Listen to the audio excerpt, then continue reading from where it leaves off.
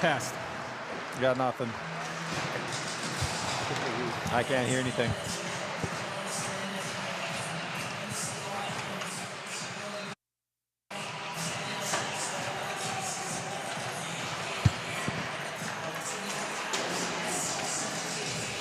Test. Test.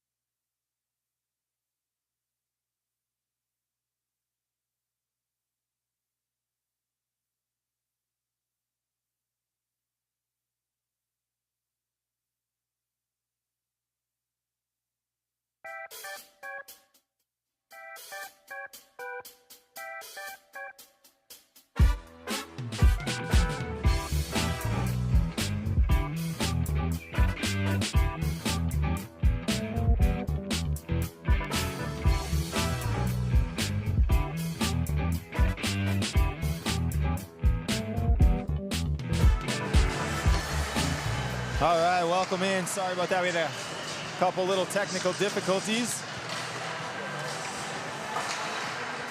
Welcome to the Tiny Tykes pregame show here live at Stearns Arena, another edition of Blades Hockey. The Blades come back into town coming off a loss from Bagley on Saturday. Yeah. 4-2 loss, Justin.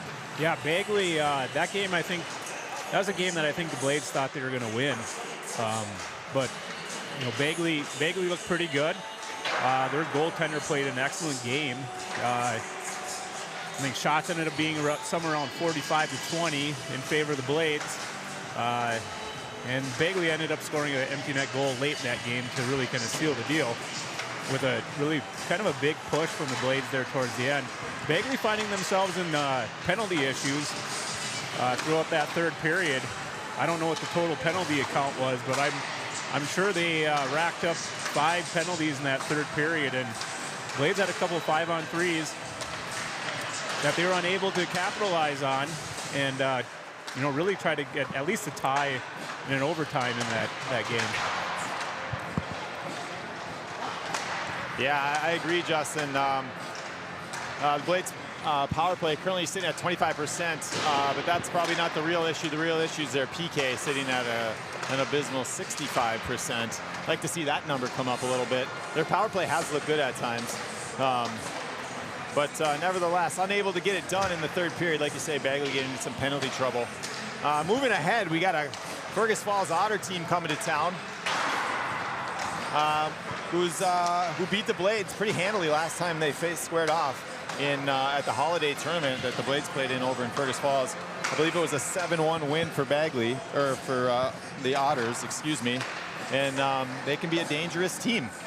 They made the Blades pay on the power play, scoring 4 goals, I believe, on a major, and then maybe another couple of goals. It was a tight game up until the Blades had gotten into penalty trouble. So the Blades are going to look to correct that tonight, stay out of the box, and really play a game that looks probably real similar to the one they played against River Lakes. Yeah, that's the type of game that's going to keep this game tight for the Blades.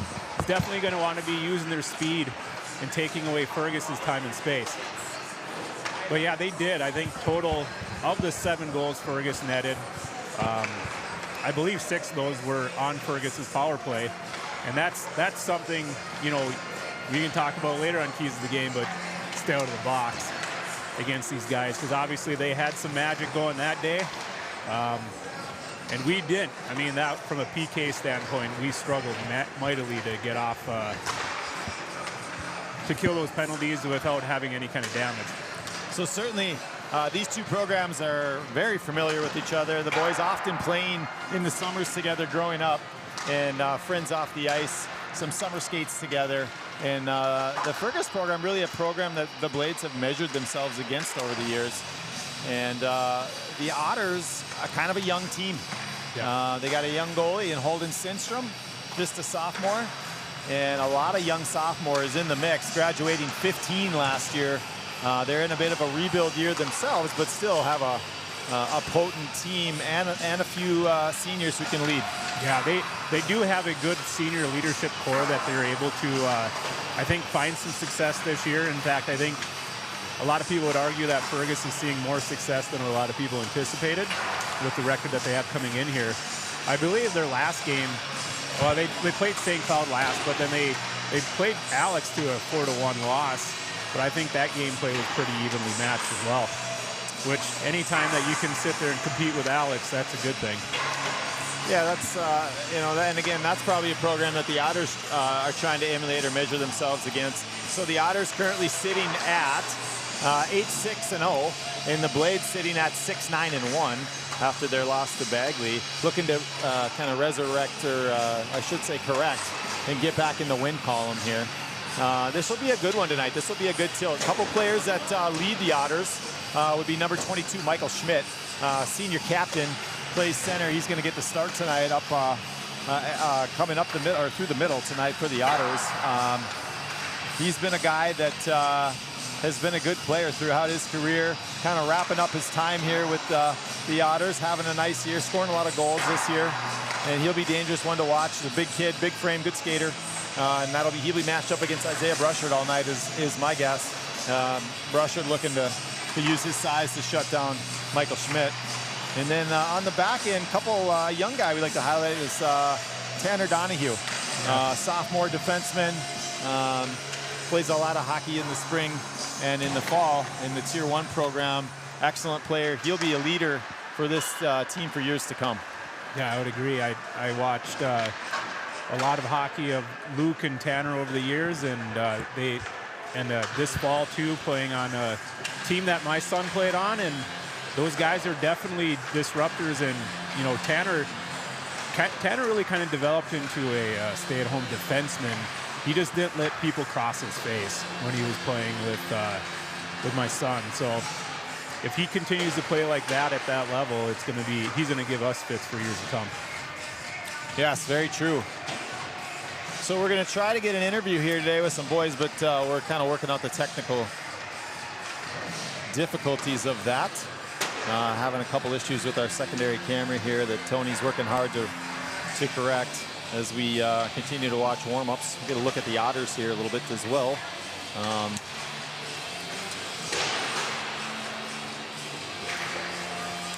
So here we have a Section 6A tilt coming up.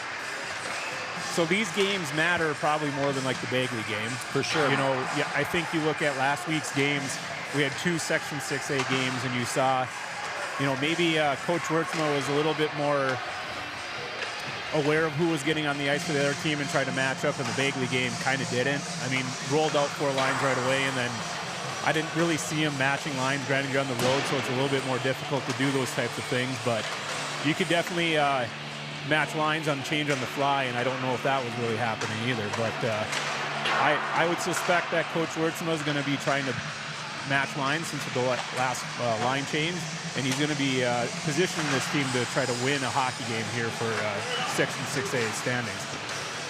Agreed. You know, not every game the Blades play has implications in the standings, and this one does. It's both it's a section game, so Section 6. This will have implications in meaning down the stretch when it comes to seeding. Again, not only that, but just, you know, it's your 210 rival, right? They're 26 miles down the road. Yep. Again, some familiarity amongst the programs, some friendships, but those friendships turn into rivalries when the puck drops. Yeah. And it's a team that I know the coaching staff of the Blades wants to beat, and I know that the coaching staff for the Otters certainly does not want to lose this game. No, they don't, and everything's pride here, and you know, these are the program wins that the Blades need to start picking up if they want to legitimize themselves in high school hockey in Minnesota. But I think, too, I believe the Section 6A coaches vote for the standings. I mean, they might use tools like QRF, but if you want a home matchup to begin your playoffs, winning a game like this against Fergus definitely can position yourself for a potential home game to start the playoffs coming up here in less than a month.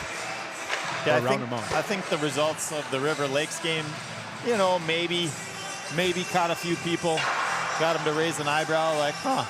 I think a win here tonight would definitely raise some eyebrows around the community, around the hockey community in the state of Minnesota. This would be a big win for the Blades if they could get it, that's for sure.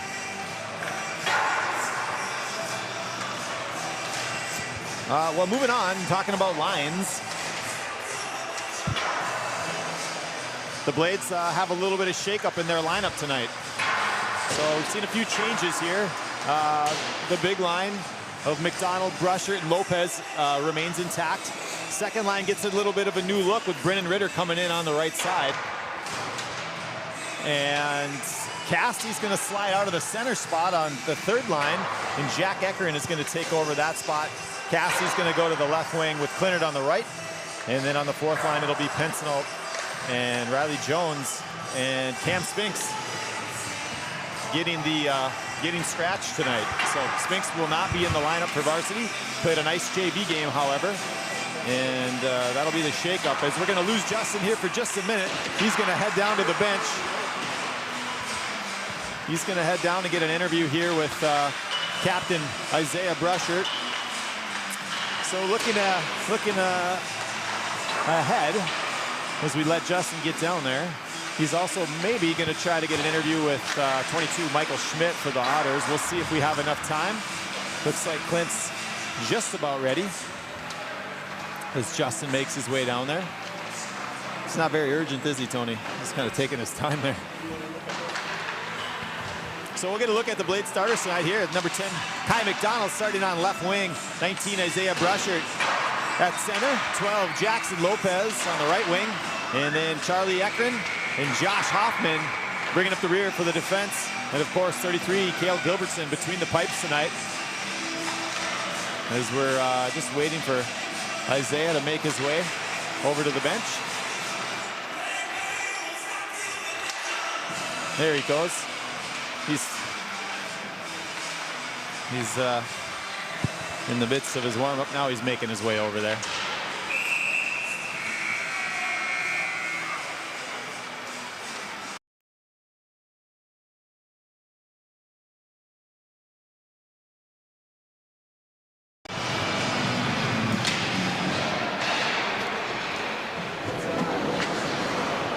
Okay, we'll begin here in just a second. Okay, I'm here with junior captain Isaiah Brushert. Isaiah, how are you feeling about tonight's game? I'm feeling pretty good. The boys are buzzing, and we're going. Good to hear. What's your team's identity, and how do you guys help yourselves on and off the ice? You know, we're all really good buddies, and we kind of got chemistry. We work together, and we get things done. Yeah, you guys have really melded a lot over the years and hung out quite a bit. A lot of hotel rooms and other things like that, right? Yeah. And my final question here, What are some of the things that you would like to see this team do tonight that maybe you haven't done in previous games? Calming down a little bit and moving the puck. Not over stick handling and getting moving. Yeah, quick, simple plays, right? Yeah. Okay. So Well, yeah, good luck tonight against Fergus and bring home a W. Thank you.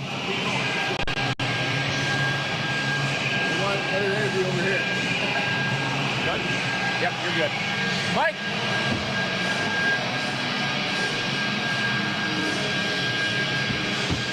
How you doing? Good. We're ready to go right here. All right. Okay, I'm here with Mike Schmidt. Are you the captain of the Fergus Falls team? I am. You are the captain of Fergus Falls team. Mike, how are you feeling about tonight's game? Feeling pretty good. We had a good practice yesterday. Worked on a few things that we needed to work on, and I think it'll be a good game today. Okay, good.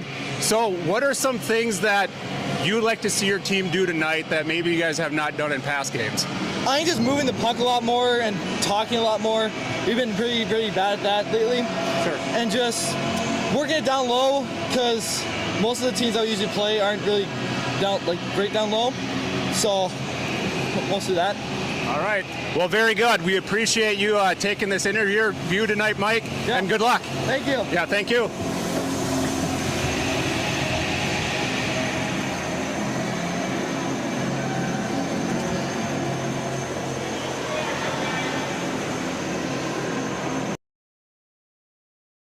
All right.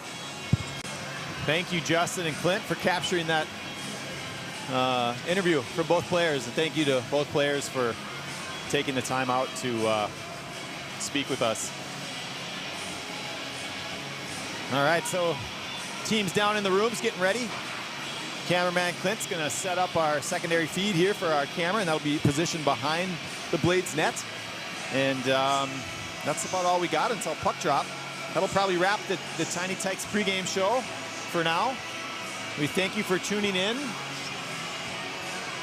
And if you're currently watching at one of the locations around town, Pranty's, the Wilkin, City Brew Hall, or Casey's, we appreciate them, our streaming partners, carrying the game tonight. If you weren't able to make it out, still good seats available if you are near. Swing into Stearns Arena, and it's going to be a good one tonight. But then again, thank you for streaming the game for us at our local streaming partners. And that'll do it here for the Tiny Tykes pregame show. Again, appreciate your viewership, appreciate your sponsorship, and we'll be back for puck drop. Thank you.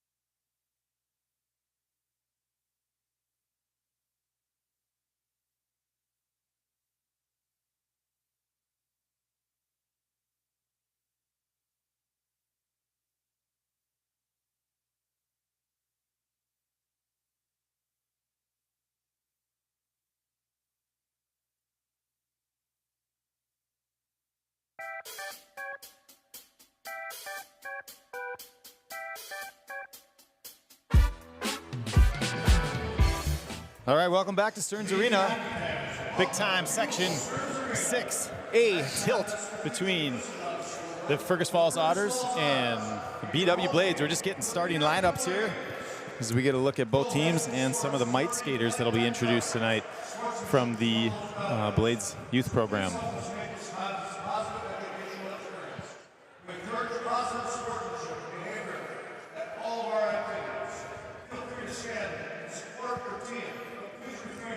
So tonight, what do you think, Justin, of sophomore goalie Holden Stenstrom getting the start? Well, I think he's been between the pipes most of the year, and he's probably their goalie that they want to build off into the future. I think anytime you look at hockey programs, you always want to build from the behind or back out, and you really want your goaltending and defense to be really good and legitimate. So they probably want to ride him for the next couple of years and see what they can get out of him. Right, yes. As we see Michael Schmidt, the pregame interview candidate for the Otters, skate out to the blue line. And number 21, Adam Kennedy at left wing.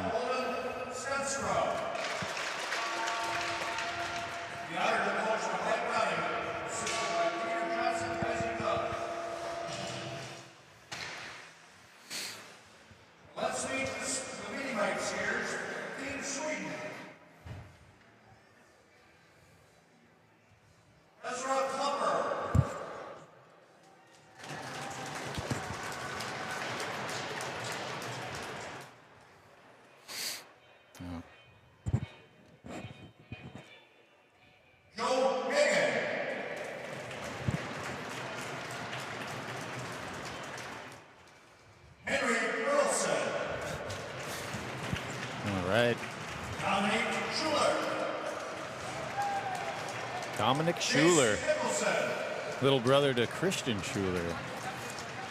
There's some pedigree right there.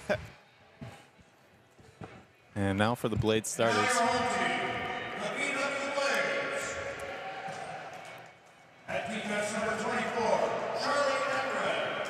Sophomore Charlie Ekman, sophomore defenseman, has been a real stalwart on the blue line for the Blades this year.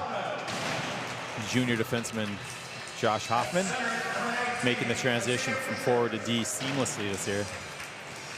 Isaiah Brushert, number 19, junior center, sophomore right wing Jackson Lopez, and junior left wing Kai McDonald. And of course, Cale Gilbertson, number 33.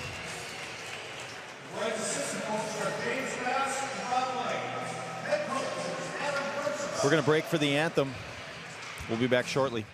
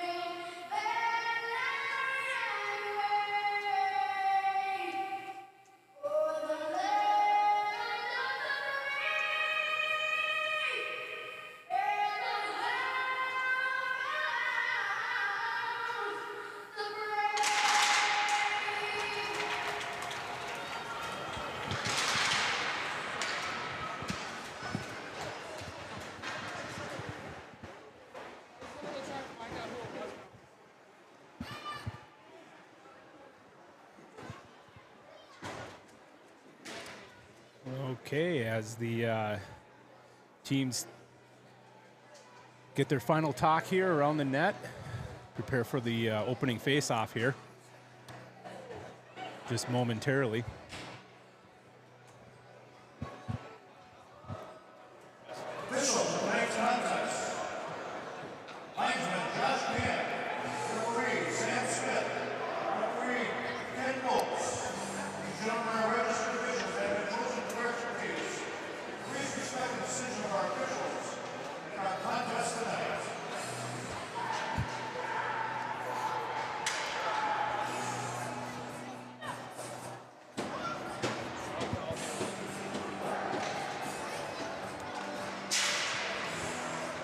So the Blades break here.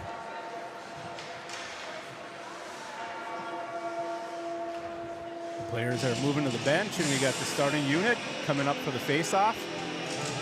The starting at forward, centering that group. Number 19, Isaiah Brushert. Then we got Kai at the left wing and Jackson Lopez at the right wing.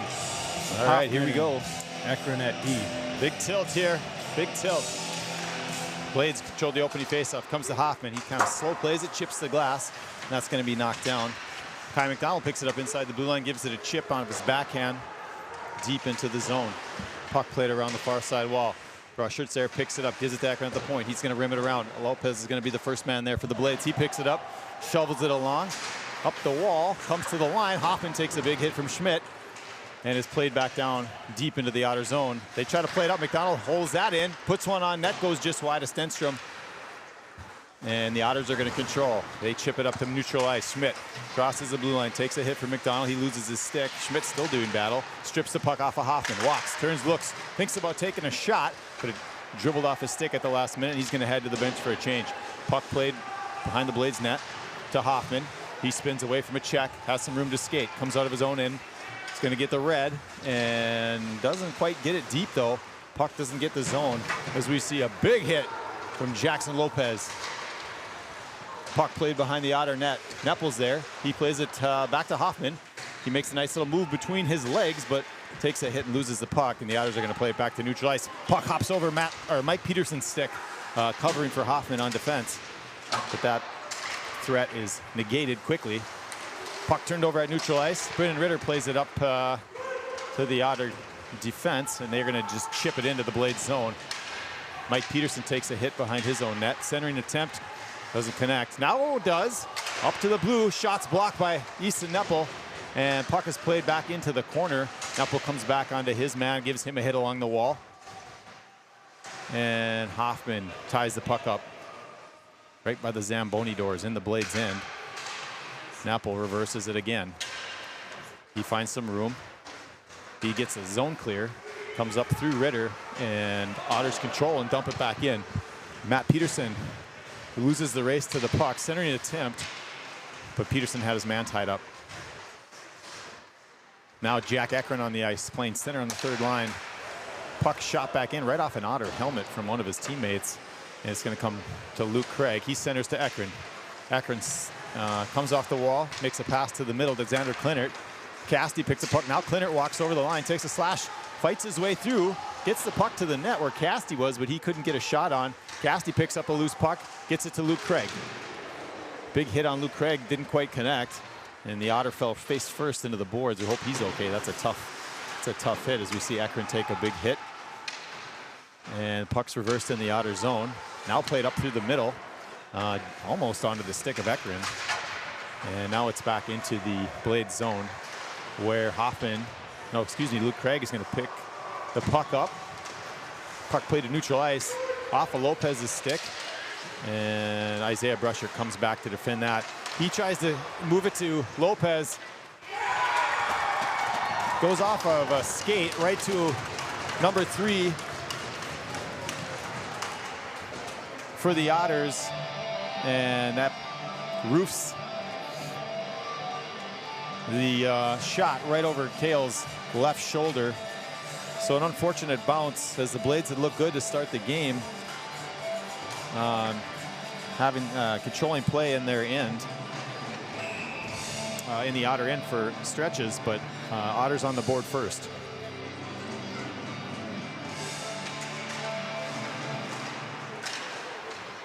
Puck's controlled by the Blades. Hoffman, he's going to dump it in. Yeah, that was just an unfortunate play. Trying to make something happen there, and it goes off a boot and lands right in perfect position for the Fergus Falls Otters there. Puck's in the outer zone. Played up to the line where Ekman will play it. He reverses to Hoffman. Hoffman plays the puck up to the line where Brendan Ritter's going to dump it in. And Easton Neppel will chase it up. That comes around. And thought it was going to be an ice, but it isn't. Hoffman controls in his own end. Gives the puck away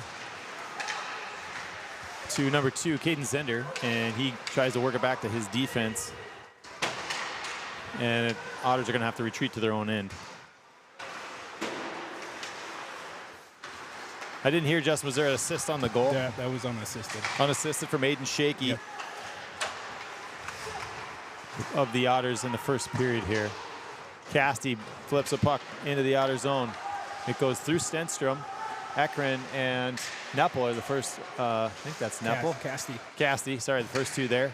Puck played up to the Blades line where Peterson's going to reverse it to his partner. And now back to Peterson again. He kind of just fires one across ice to nobody. Puck's gloved down by the Otters, and they're going to get the zone. Ekren does battle in his corner, sends it around, now back again. Puck played up to the line where Peterson's going to just pick it up and skate. He sends it over to Casti. Casti slows it down, now chips it off the glass for Peterson and Lopez, who's off the bench. Michael Schmidt reverses the puck. Clearing attempt broken up by number 19, Isaiah Brushert. Schmidt's going to pick it up with some room to skate, makes the man miss, fires, and scores from the high slot area. Kind of a little bit of a giveaway there, had a little room to skate, and Schmidt didn't miss. Yeah, that was just not a great play right there. You have just a sloppy giveaway, and the shot, I guess, was an okay shot, but that's something that we want to see saved. So Blades find themselves down 2-0 early on in the first 2 shots of the game. This is, they're going to have to, we got another giveaway here. And a pipe. Blades are going to have to do something here with the puck. They're not going to have to just give it away to them. This is way too easy for the Fergus Falls Otters. Yeah, some sloppy play here as we see a shot go out of play. A couple giveaways. So that's Adam Kennedy shooting the puck out over the glass. Yeah, you look at that pipe, and they were very close to being 3-0 right there. Yeah, I'd agree. Peterson line out on the ice.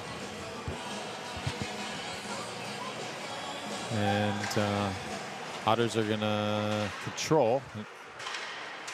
Ekman is going to turn them over, though, and get the puck to his partner, Hoffman. Centering attempt gets all the way through. That comes all the way across to Brody Crine, number 23 of the Otters. Another sophomore as Crine comes down, fires. Is that Caden Zender, I think, fires that puck. I don't know if Kale got a piece of that or not. It looked like it went off his head and right out of bounds. Definitely deflected high. I don't know what it hit on the way to the net. So the Blades with a good start and then find themselves in trouble all of a sudden. We got 2 goals on 3 shots right now. Not ideal. Game certainly hasn't really been lopsided, but the Otters have taken advantage of their opportunities when they've got them. Kale steers a puck to the corner. That was put on net right off the face-off. Now puck squirts off to Ekman. He fires up to Casti. That's out of his reach, and the Otters will control as Jack Weldy turns in his own end. Jack, guy that we didn't talk about in the pregame show, another senior captain for the Otters, kind of lugs the mail. He's a very skilled, very good player for the Otters. Looks like he's back on defense here tonight. Yeah, he's kind of a utility player for him. puck is steered around to Hoffman at the blue line. Yet another giveaway as he just fires the puck to the middle, and the Otters are off to the races here. Both Hoffman and Ekron are able to recover as Ekron just fires it down the ice where Schmidt's going to play it of the Otters. Now Schmidt with some room. Big, long kid. He can stride in. Comes in over the line. Curls back. Still has the puck. Nice pass. That's Shaky. Shaky fires. Rebound on the backside. And a goal. So a couple of sloppy plays there in our own end. That's Brock Sherman scoring for the Otters. And this couldn't have gone worse for the Blades for a game that they want to come out and win and at least show well. They're down 3-rip 7 minutes into the first period, and I would think Coach Wurtzman was probably thinking about taking a timeout here. I'm not entirely sure here. As they came out, the first shift looked great. Controlled the puck in the Otter zone. The Otters just since then taken advantage of all the Blades' mistakes, which there's been a few. Peterson takes the puck out of his own end, plays it up to McDonald. Schmidt picks that pass off, and it's played back to Luke Craig. Craig to Lopez in his own end, moves through the middle, chips the glass, and continues on. He centers. Puck is still loose as there's no whistle. McDonald's right on the edge. I believe Stenstrom had it covered, but yeah, I think you rewind back to a couple of these plays here where the Blades were just giving away no-look passes. They just need to start going deep with the puck and just chase below the goal line. Well, it looks like they have the same problem they did in Bagley, only Bagley probably not as skilled to can make them pay. Yeah. And certainly the Otters are. So when you don't correct those bad habits and you play a good team, they end up in your net. And that's what we're seeing right now. Peterson to Craig. Craig chips it out back to neutral. Puck played across the middle. Brusher tries to play that. It's out of his reach, though. Schmidt's going to dump it down for the Otters. Shaky comes in on Craig. Gives him a hit. Turns the puck over. Centering attempt is broken up by Peterson, but Schmidt controls. Moves it to this blue line. Weldy back to Schmidt. Schmidt curls. He's got Lopez guarding him. And now he just dumps it in the corner. Centering attempt. McDonald's there to break that up from Shaky. And he gets a stick on it, chips it out, and then goes for a change. Brody Krine's going to come back and play that puck before icing can be called. His pass is broken up by Lopez. Weldy takes the puck off of him as they do battle in the corner. Now he gives it right to Easton Neppel. Neppel walks out, fires, and that shot doesn't get through because he had some room. Puck played rink wide to Ekron from Lopez. He puts it in the corner for Neppel. Neppel delivers a hit. Puck played behind the net. Peterson picks that up. He's checked well. Is Lopez still on the ice here? Now with the second line. Neppel unable to come away with it. The Otters play in front of their own net. Ekron steps down, and Lopez picks up a puck, plays it to Neppel. Neppel tries to step through Weldy. Puck comes to Peterson in the middle. He's able to get a weak shot towards the net, but it's off the target. Ritter comes down, plays the puck to Neppel behind the net. He's turned away by Luke Johnson, number 7, another sophomore for the Otters, and that'll be an icing as number 15, Tanner Donahue, dumped it down. Well, that was the first good shift in a while for the Blades where they're able to sustain some zone time. They're going to have to do that here for the next 7 minutes and 25 seconds if they want to make a game out of this. Yeah, I'd agree. Unfortunate start. Like I said, they have been playing pretty well. And just, again, some kind of silly mistakes really cost them early here. They got a big hole to dig out of. As we see Hoffman play the puck off the faceoff. He fires one on and scores. Nice. Hoffman wires one through for the first shot of the game for the Blades. The big goal for number 2, Josh Hoffman. Steps to the middle, takes a look, gets one through traffic. I don't think Stenstrom saw it. And it finds its way top shelf, back of the net. Well, that's that gritty play here by that third line.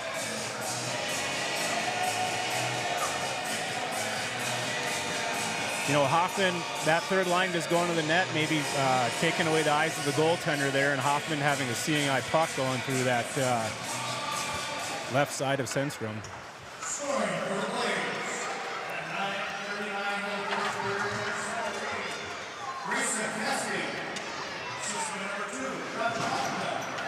think we heard that wrong here. So they Yeah, announced that Casti. might have been a tip, though. Possibly. Did we get that wrong? Yeah. So they did give the goal to Casti. I didn't see who went through the knuckle pile. Did you? I thought it was Hoffman, but I'm not sure. So I guess I thought Hoffman scored, but we're going to give that. They gave it to Casti here officially in the building. So unless they announced the goal wrong. Yeah, well, we'll double check with the press box here in the intermission break to get the right thing. But so Grayson Casti back on the board for the first time in a while since the Wadena game, I believe, and Hoffman will get the assist.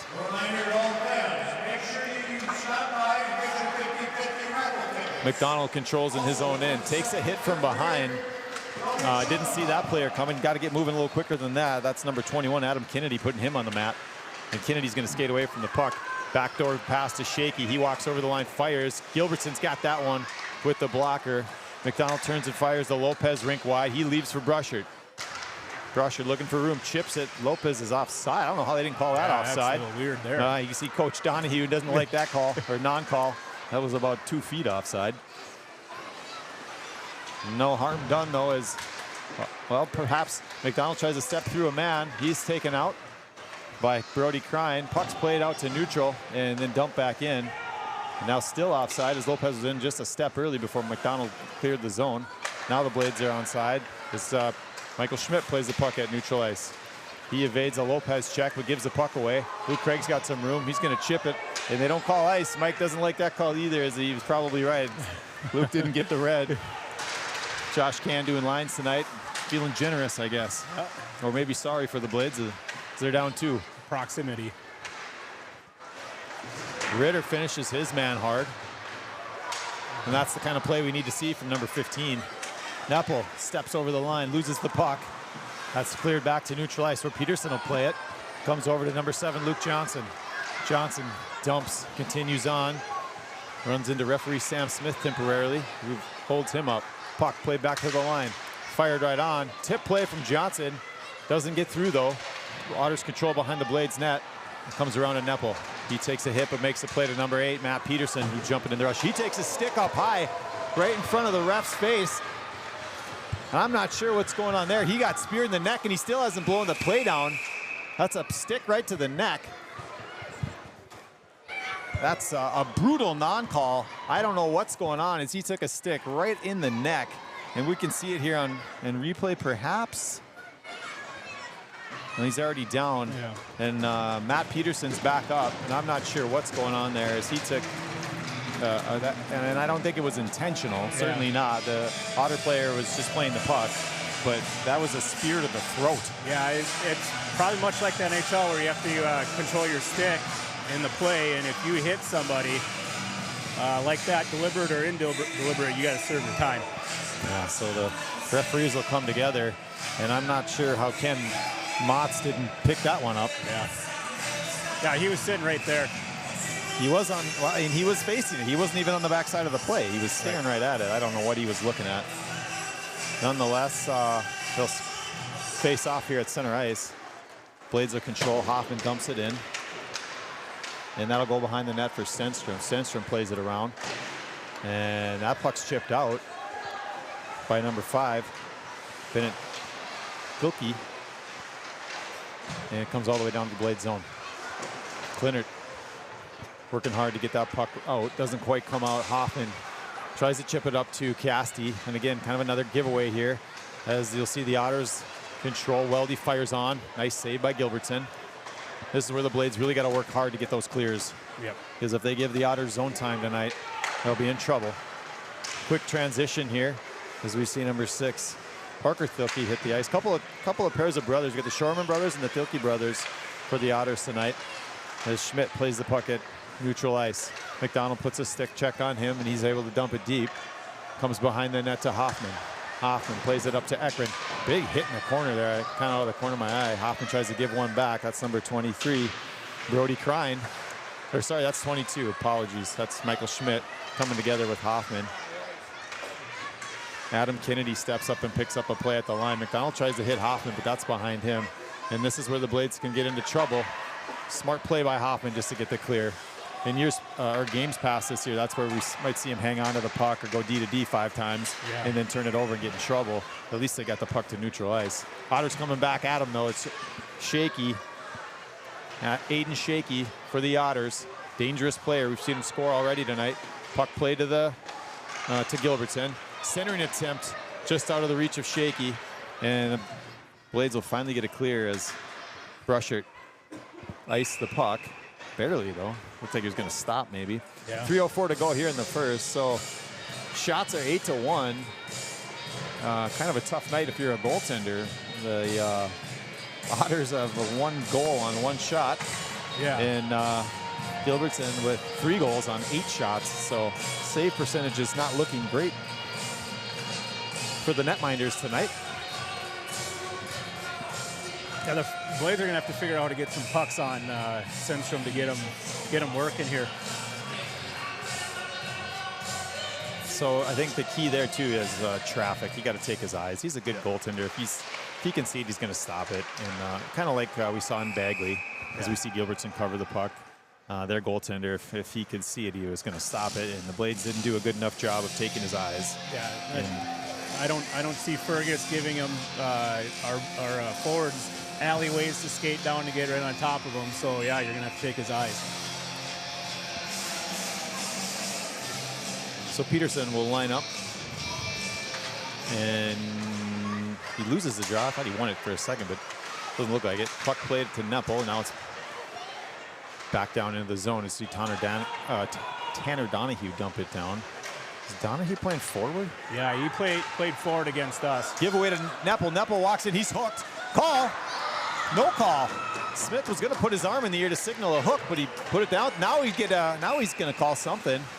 He's going to call a hit on number 4 from behind the play. It looked like Nepal was hooked going to the net as he had a breakaway. And so that'll be number 4.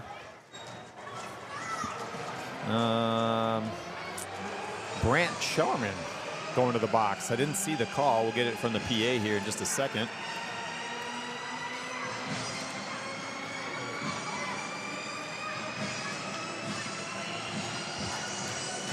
There's a little different look on the power play. We have Casti, Ritter, Nepal at the point, and Peterson at the point.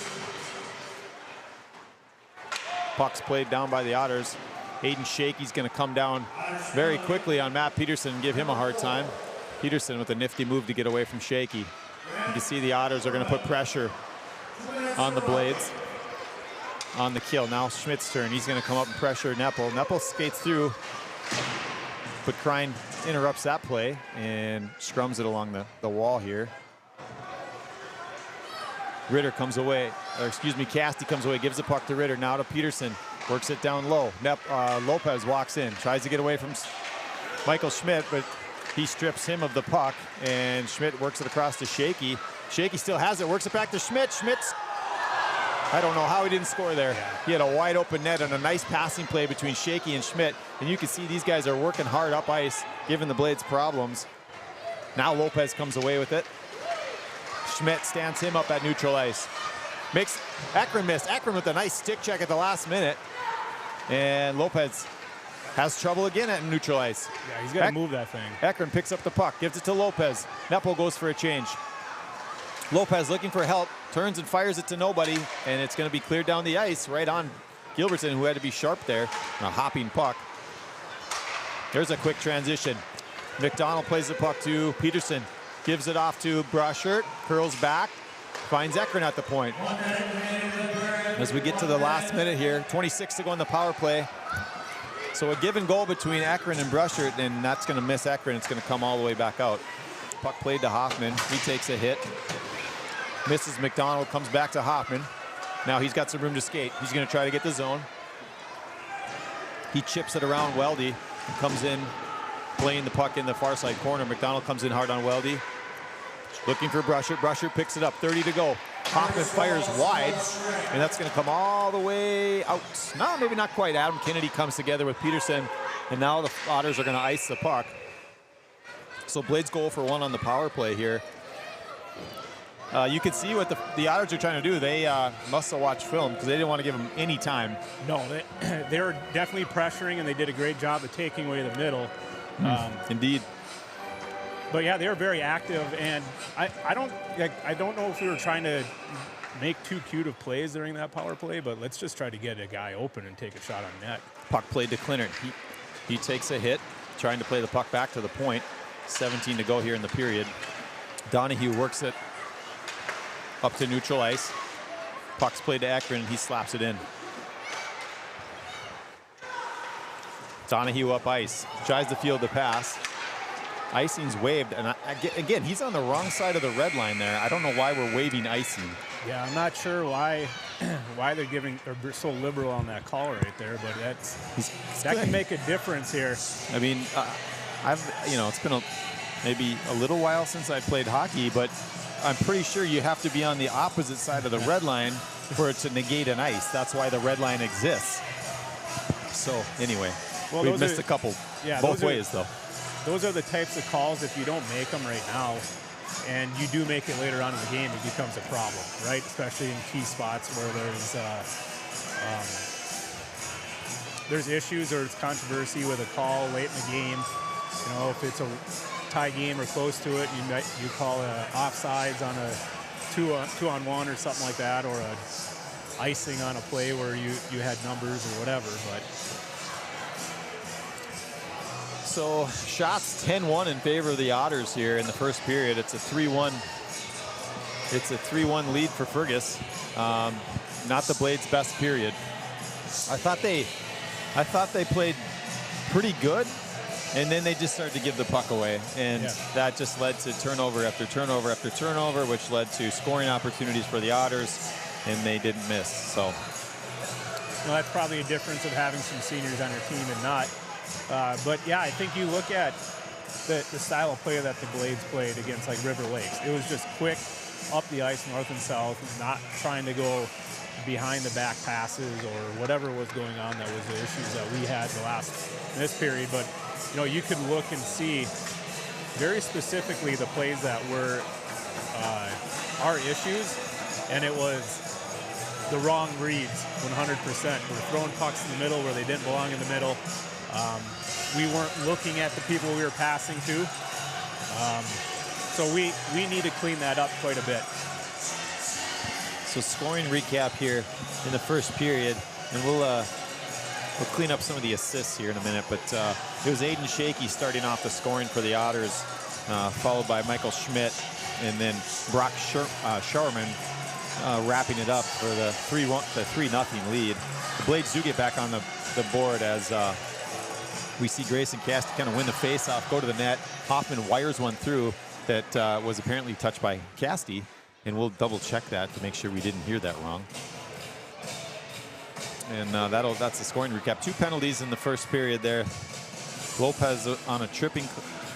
No, just the one. Sorry. Yep. Just the one. You got Shaman, I think, for roughing. Yeah. Late in the first, Blades not able to take advantage of that. Any other thoughts as far as what the Blades need to do here in the second, Justin? Well, you know, the thing is that you look at this was not a great period, but if they can play like they did down the stretch here in the back half of the first, maybe the last 5 minutes, you know, they could chip their way back in this thing and make a game out of it. And ideally, that's what they do, is that, you know, if you can come out of the second period down by 1, now you got a hockey game, right? You got something that you're playing for. Yeah, they definitely have to win the second period. Like you said, I felt like they come out with the right energy, and then all of a sudden, boom, boom, boom. Yeah.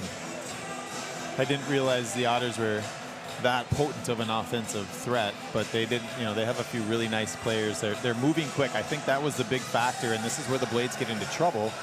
Is they're too slow in their own end to move the puck.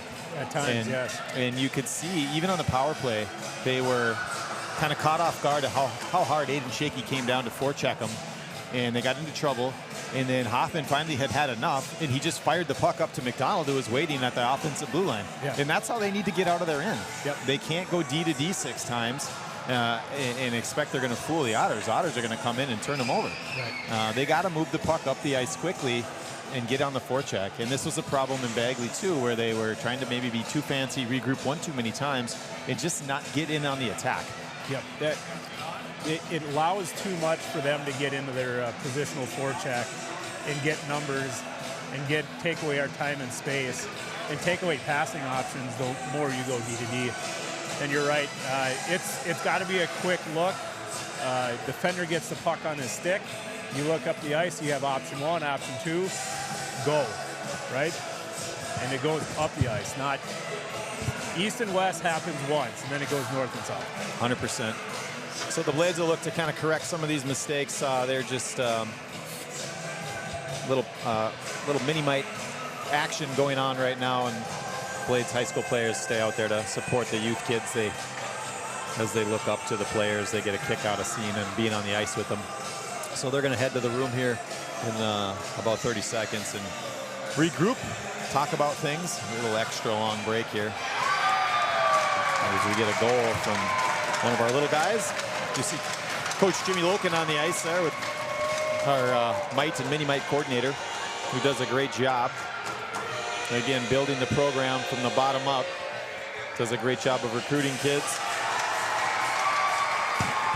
Having a good time here as we see a few mini-mites. Oh, we got a replay. Wow, that'll be good.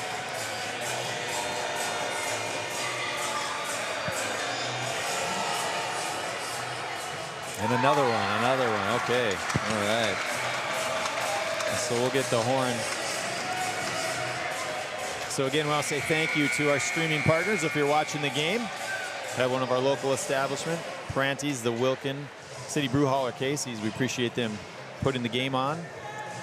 And Tony was telling me about the City Brew Hall's new gaming upstairs. I don't know if you've seen it yet. Just I haven't been up there to see it yet. You know, I haven't. I'm guilty. I should probably make my way over there. I was eating there last week, I believe. We went over there actually with our hockey team after a game and ate downstairs, and quite a few of the kids went upstairs and saw the arcade, but I wasn't one of them. But I hear it's pretty nice up there. Yeah, so if you haven't had a chance yet, get over and check that out, as well as enjoy a nice steak over at Pranti's or the Wilkin, for that matter, or one of the famous popovers at the Wilkin. Yep, it's my go-to. Or stop into Casey's for one of their famous root beer barrels, and catch the game when you're there. So thanks again to our streaming partners.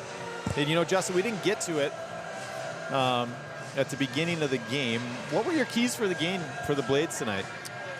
Well, I think for them, you know, just looking back at the first game, you kind of really needed to stay out of the box, because that was the difference between the Blades and the Otters, was the power play or the penalty kill that we had to run over and over again. But also like make simple plays. As we saw in the first period, it was the simple plays that weren't happening that got us in trouble, behind the back stuff. So you're not necessarily going to be faster or more physical than, you know, especially like Fergus's top line. But if you can make a quick play, get the puck out of your own end and put pressure on them retreating, and then definitely, you know, especially with some of those top lines, if you can have their defenders going back chasing a puck and you can put pressure on them to make a quick, decisive play, that's going to go in our favor. Yeah, certainly. Schmidt has looked like a handful there tonight for Brushert. Yep. That matchup is going the way of the Otters right now. But the Blades will regroup here and come out for the second. Well, that's all we have here for your Builders Force Source intermission show.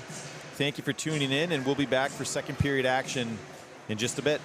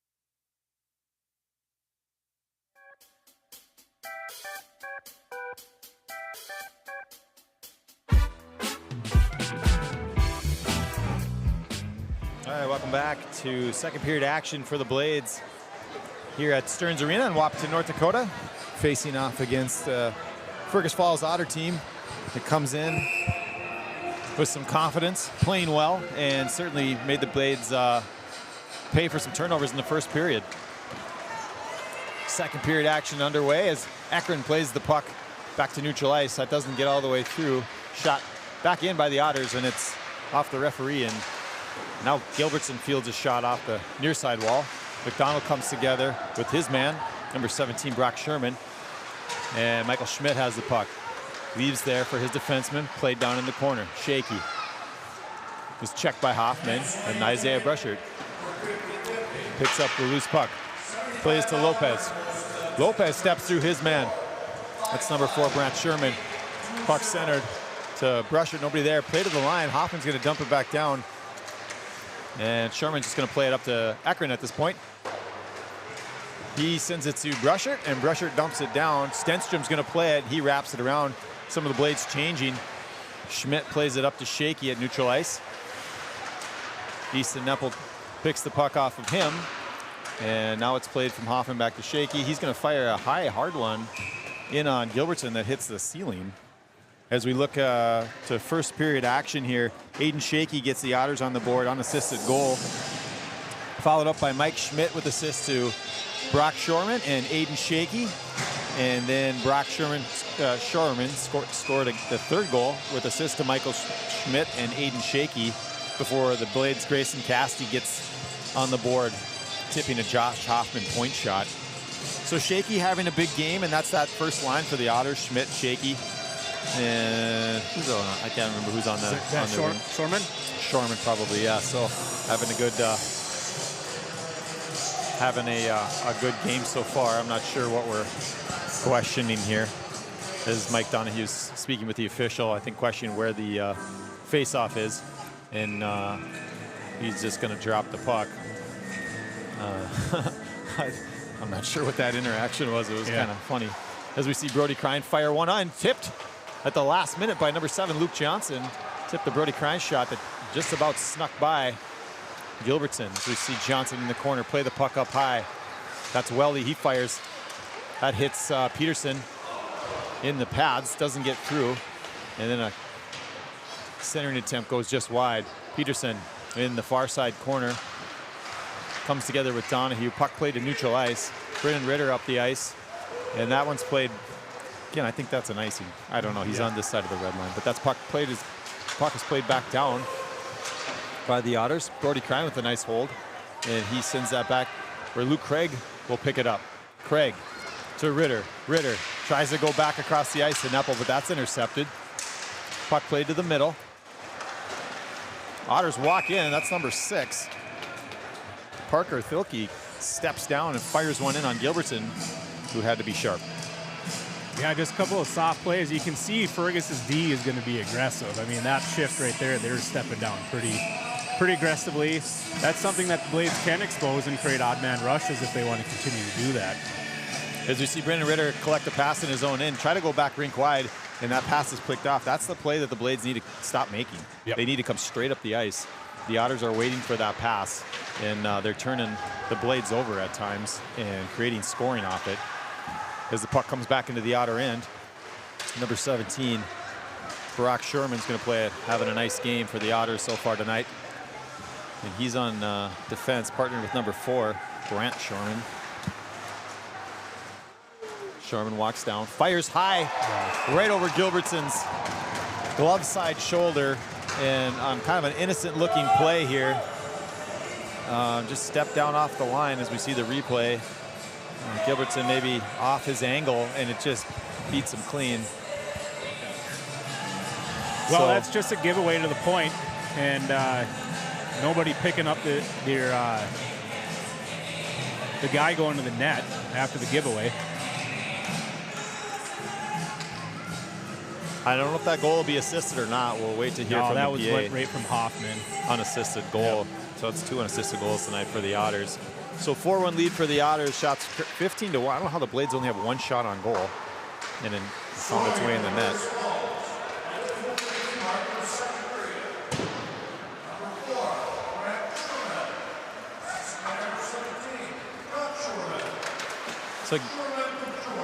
So brother gets the assist. As we see Luke Johnson make a play to the net. Now Lopez picks the puck up, comes through middle ice, steps around Krein. Center, back across. Brusher shoots off the side of the net. He was defended by Weldy. There's two Blades players will do battle in the corner. Puck's left at the line for Peterson from Lopez. He plays it back down to Brusher. Lopez finishes Brody Krein nearly into the Blades bench. Stick check there. Weldy comes in, picks it up, tries to go back across. Plays defended nicely by number 9 Luke Craig as Aiden Shaky was waiting on the back door. Now Peterson strips Shaky of the puck, tries to get to middle ice. He's finished by Weldy. Easton Neppel wins a foot race, picks the puck up, centers. It's off of Peterson's skates. And we're going to get a penalty call, which looks like on the Otters.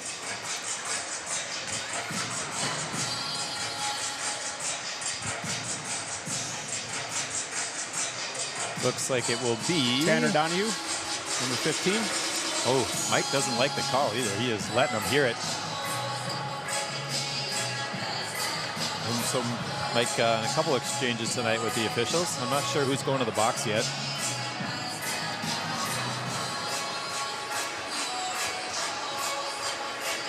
Still waiting here. So the Blades are definitely going to have to capitalize on this power play opportunity. So it is Jack Weldy going to the box. And I didn't get a call. I haven't seen one yet either.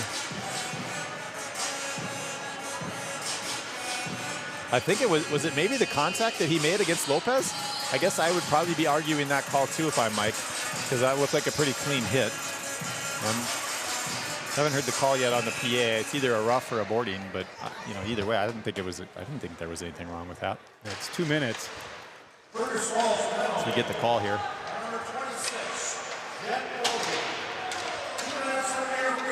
They called interference. Okay, so I guess maybe he felt Lopez had released the puck for a long enough time and he impeded him. So it's an interference call on Weldy. Neppel stops on the line, leaving the puck in the neutral zone and is turned back. He's going to play it to Peterson. Peterson to Lopez. Lopez tries to come rink wide, flubs the pass, and the Otters are going to play it up ice. Played to number 2, Caden Zender. He chases Matt Peterson behind his own net, and now it's Zender's going to go for a change. Puck is left there for Lopez. He plays it to Neppel. Neppel stops on the half wall. He's defended well by Schmidt. Brendan Ritter comes in to help him out. Puck played off a stanchion right back to Schmidt though, and he gets it up ice where Aiden Shaky's kind of waiting, looking for a break. And now Shaky's going to come in hard on the puck again. Nice play by Peterson to evade him. Puck played back to Lopez. Lopez skates by Shaky. Blades come away with it.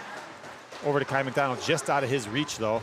And Tanner Donahue is going to defend here as he's playing defense on the PK. He's got to hurry here as Shaky races Peterson back. He plays it to his brother Michael. Michael's rink wide to Kai McDonald. McDonald over the line. Back to Peterson. Peterson tries to fire. Kind of squeaks through. McDonald on a wrap play. Hits the outside of the net. Shot to goal from Hoffman. Comes off of McDonald's wrap attempt. And the Blades needed that, scoring with 29 seconds left. They're arguing for a net off. They have every reason to argue. They do. The net was off here, but it was kicked off by Stenstrom there as he pushed. You can see him push off. I don't see how that would impede the play though. I don't see how that would negate the goal at all. Stenstrom is not happy.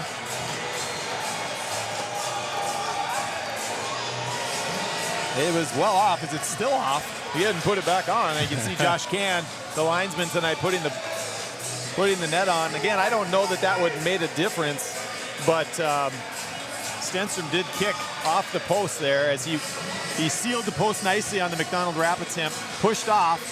Puck had squirted off of him right to Hoffman, and again, I don't know that the net was drastically off, and I guess I don't know the ruling. I know there's times when referees have the ability to not blow a play dead if a player's injured or something to that effect, or they don't have to blow it dead right away. I don't know if that play needs to be blown dead if the net is off. Certainly if the net is off and it allows a player to get the puck in there easier, that has to be blown dead, I would assume. But in this case, it really didn't impact the play. The refs are going to come together here talk it over. I don't know that they can dispute that the net was off, as it was still off.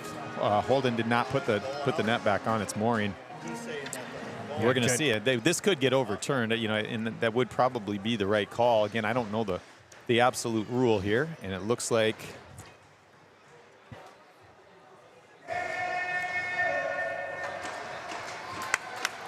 are we pointing to center ice or to a neutral zone? One of the, I didn't know where he pointed. That was, I believe they're calling it a goal. Yeah, I think they're gonna. I don't know if you can overturn that one.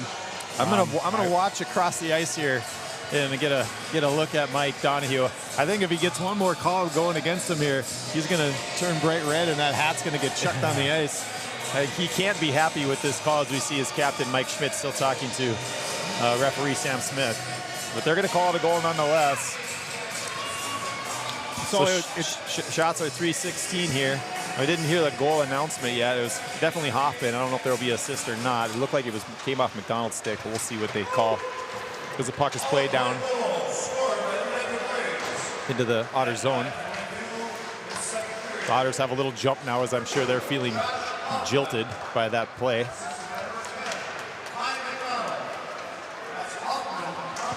Shot goes wide of Kale, so it is McDonald with the assist and Hoffman on the goal.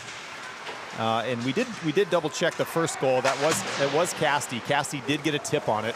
So Hoffman in the action tonight on both goals. As we see Hoffman with the puck right now. He's going to play it to Casti. Casti back to the middle for Jack Ekron. Ekron crosses the line, leaves for Klintert. Klintert stick handles and fires. That shot's tipped. Comes all the way around to Casti, who's going to play it back to the middle, and that's the one we want to watch out for. As we see Xander play the puck, Xander Klintert play the puck in, take a hit from Brody Krein, and Schmidt's behind his own net. There's a tripping call. He's gonna. Excuse me, that's Jack Weldy. Yeah. Sorry. Weldy tries to play the puck.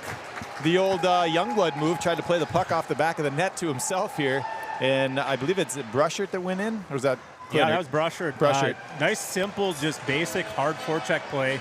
Turn the puck over and kind of put Weldy in a bad spot. He almost had to make that penalty there. I think he read that play was coming, stripped the puck off him, was going to walk out, and Weldy had to take his feet out to negate him from wrapping. I believe, I didn't see the call. I believe it's probably got to be a trip, I would assume. So we have Casti, Brennan Ritter, and Jackson Lopez with Easton Neppel and Peterson on the ice. Face-off is won back by the Otters. Good forecheck by Brennan Ritter to maintain puck possession. Tries to get it back to Lopez. That's picked off by Shaky. Played up for Schmidt. Watch Schmidt and Shaky. They're going to go to work here if they can on this kill. As we see Neppel beat Shaky up the ice. Now it's the Blades on attack. Neppel walks in, curls back. Didn't like what he saw. Walks down now, thinks about shooting, doesn't pull the trigger, and Shaky's going to fire it down nearly into his own bench, but right down to Kale. Kale sets it up for Matt Peterson behind his own net. So Peterson skates away, finds Casti in the neutral zone. Casti plays it back across the ice to Neppel, but Shaky's right there. Shaky toe drag, gets it over to Caden Zender, excuse me. Fires one on. Yeah, I probably won't stretch that pass right there, and if you do, I don't know if I go cross ice right there. We just start skating north and south, you make the guy miss, and move until somebody comes down and forces you to pass the puck.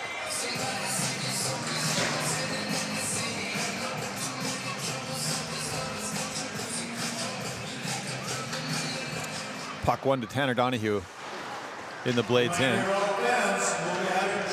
McDonald comes together with Hoffman. Hoffman skates away with it though. Puck played back over to Kai McDonald. McDonald back to Peterson. Takes a hit. Peterson comes into the zone, leaves it for Brushert, and that's well defended by Caden Zender. Now it's played down low. McDonald will come together with Donahue. Puck played off the glass by Caden Zender on a nice clearing attempt. Right to Gilbertson. He's going to set it up for Ekron. Ekron takes a hit from number 21, Adam Kennedy, and they both go to the ice. Hoffman comes back to help. He's harassed. Plays it up to Peterson. Kennedy doing some nice work on the kill here. Puck played over to Kai McDonald. McDonald's going to skate it in. Stop and curl. Plays it back into the corner. Hoffman's there. He chips it around for Brushert. Brushert takes a big hit from number 22. Michael Schmidt. Brusher still behind the net, being harassed. Puck's hard rimmed around, and that's going to find its way out. Michael Schmidt may be the first one here if Ekron doesn't hurry, and Schmidt is going to get there. And a nice effort by number 22. Tries to leave the puck for a shaky, but he was still coming off the bench. Puck played back through the middle. Player off the bench as Fergus Falls is now at full strength. Ritter comes together with a Fergus player at neutral ice, and Otters are going to come back in the zone. Hoffman checks his man. That's number 4. Grant Sherman to the ice. And Neppel retreats around his own net. Plays it hard off the end wall for Casti. Casti back for Hoffman. He's going to skate through the middle. Gets the line and dumps it as he had Issa Neppel coming in hard. But Stenstrom beats him to the puck, plays it around for Shaky, and the Otters are out quick with Luke Johnson crossing the blue line. Johnson into the corner, centering attempt. Gilbertson plays that. Luke Craig was coming back hard to defend that play. Now it comes through Shaky. Peterson's going to chip it up. He's got Lopez, though. Can Lopez beat the ice? Unfortunately not. If we were playing tag up, he's got it all day. Or sorry, yeah, tag up, he's got it. And but we don't play that in high school. No, and that's the right read. That was that quick transition. Jackson opportunistic in that play, and he tried outlegging that. You know, that's the play Matt needs to make right there. We'll take that D-zone draw with an opportunity of getting Jackson on a breakaway. 100%. You know, I've noticed too, play has picked up both ways. There's a lot more speed going on as we see a Brody Krein shot, dangerous shot from the point, find its way. I don't think it got all the way through. It was deflected by one of the players at the last minute, not sure which team. Now Brushard lost his stick. Takes a hit, goes down from Luke Johnson. Now Gilbertson's going to glove Caden Zinder shot to get a stop in the action. But as I was saying, the Blades are starting to move a little faster. I think the Otters' speed is pushing the Blades to start to play a little bit quicker. And maybe they, coming off that Bagley game where they weren't really forced to play quickly. No, they didn't have to. They weren't ready for that. And so they've adapted here in the second as we got 7:19 to play. Still only 3 shots on net for the Blades, but they do have 2 goals. The Otters currently have a 4-2 lead. Puck's played to McDonald. He finds Brusher, but it's behind him. He leaves it there for Schmidt, unfortunately. Schmidt walks down, fires off the crossbar. He had Kale beat clean and just wasn't able to finish as McDonald plays one off his stick. Still races Weldy down the ice, gets a chip on it, forces Weldy behind his own net. Weldy's going to hard rim it around. You can see Shaky, he knows what his D can do. He hangs out at middle ice waiting for that play. Puck play to the net, goes right through, still loose. Oh boy. Mike's not going to like that. No, he's not. Early whistle blew and found its way into the Blades net. So they catch a break there. Puck was nearly covered for quite a bit, and so they waited as long as they could, but they couldn't see it. Yeah, I didn't see who came down on that back check, but nice backchecking play there to tie up Shaky there in the slot. I mean, I think that's a great scoring opportunity for him if we don't tie him up. You know, Donahue obviously isn't happy here, but you missed the Fergus game. I don't know if you watched online, but the reffing really was not in our favor during that game. I mean, a little hockey karma. A little hockey karma, I think, to a certain degree. You know, Fergus is sitting here out in neutral ice saying that it's a goal. Yeah, they even went through the old line there, the congratulatory line. And so I can't see how you can call this a goal as the whistle had blown. I mean, it maybe should be. And if they call this a goal, I mean, I would go absolutely bonkers here. There's no way you can make that a goal. Are you serious, Smith? That is absolutely ridiculous. You clearly blew the whistle. Clearly. Now, did he blow the whistle too early? Yeah, he did. But you can't retroactively call a goal. I'm going to lose my mind here. That is absolutely ridiculous officiating. That's a joke. This crew has been off all night. This is an absolute catastrophe. I can't believe they're going to let that stand. That is ridiculous. You don't blow the whistle and then it goes in the net and you call a goal, even if you got it wrong. That's an absolute joke. Well, they say play to the whistle, so once the whistle blows, you're done, right? So anything that happens after that should not be allowed. I'm not going to argue the whistle should have been blown, but it was. Yep. I mean, that is just, I can't believe Wurtzema didn't lose it. That is ridiculous. So it's Schmidt from Shaky. Shot right on Kale. And that's played to the side. Puck comes to Grayson Casti at neutral ice. He's going to fire it back for Ekron. Ekron's onside. He doesn't get the shot off as he's well defended by Weldy. Weldy comes around, finds his man on the far side. It's number 5, Brent Thilke. Thilke fires. That's over high and just over Kale's net. He plays it with his glove as we see Issa Neppel come out of his own end. Neppel with some speed. It's a 2-on-2. Brennan Ritter's going hard to the net. Stop, spin. Neppel spins away again. Now he plays it up to the blue. Comes from Ekron to Hoffman. Hoffman fires one. That doesn't get all the way through. Peterson was in front. Now it's played behind the net. Centering attempt for Ritter. Ritter plays it back to Hoffman. Hoffman off the wall. Fires one through. That doesn't get there. Blocked by the Fergus defense. Hit on the near side wall. Luke Johnson tries to come away with it. Comes through him. Now back to Hoffman again. He fires one. And that's blocked by Johnson. And that goes over the netting and out of play. As we see Brant Sherman doing some good battle. He's a heck of a player for the Otters. He's been involved with some goals tonight. He's been involved in some nice defensive plays. He's kind of everywhere for the Otters. Yeah, it was a nice little sequence there for the Blades, but you can see the Otters weren't giving him much. No, they weren't. So it's the two top lines on the ice here, as this is the matchup we've kind of watched tonight between Schmidt and Rushert. As Stenstrom's just going to cover a face-off that comes to him.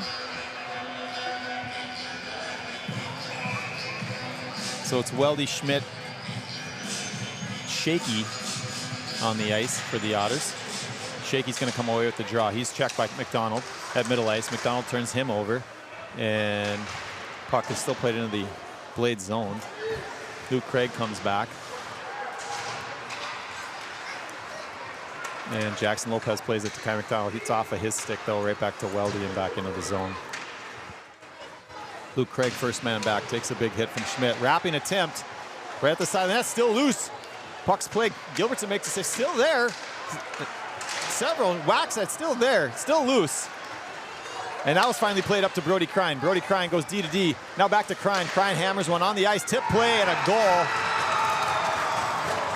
I think Weldy was in front who got a piece of that Crine shot. Good shot from Brody Crine. Watch this guy. Nice hard shot right on the ice. So he's shooting for the tip, and Gilbertson doesn't stand a chance there as he's sliding right, and the tip goes back left. So all of a sudden it's 6-2.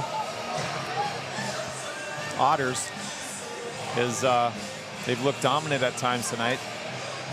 Yeah, there seems to be not much answer for that top line for the Otters for the Blades to punch back on. Yeah, I would agree. They have dominated that matchup tonight. Puck played to Ekron, now to Hoffman. He's going to dump it down. Can says they get a touch on it, so icing's waved. Puck played to Brody Crine. Sounds like they gave the goal to Crine. I think that's got to be backwards. It was definitely tipped. Yeah, I'm not sure if they're thinking that it went off a Blades player, and I didn't quite hear. Perhaps it could have. So it's Crine from Schmidt. So Brody Crine getting on the board, and an Ekron passing attempt to Klintert doesn't connect.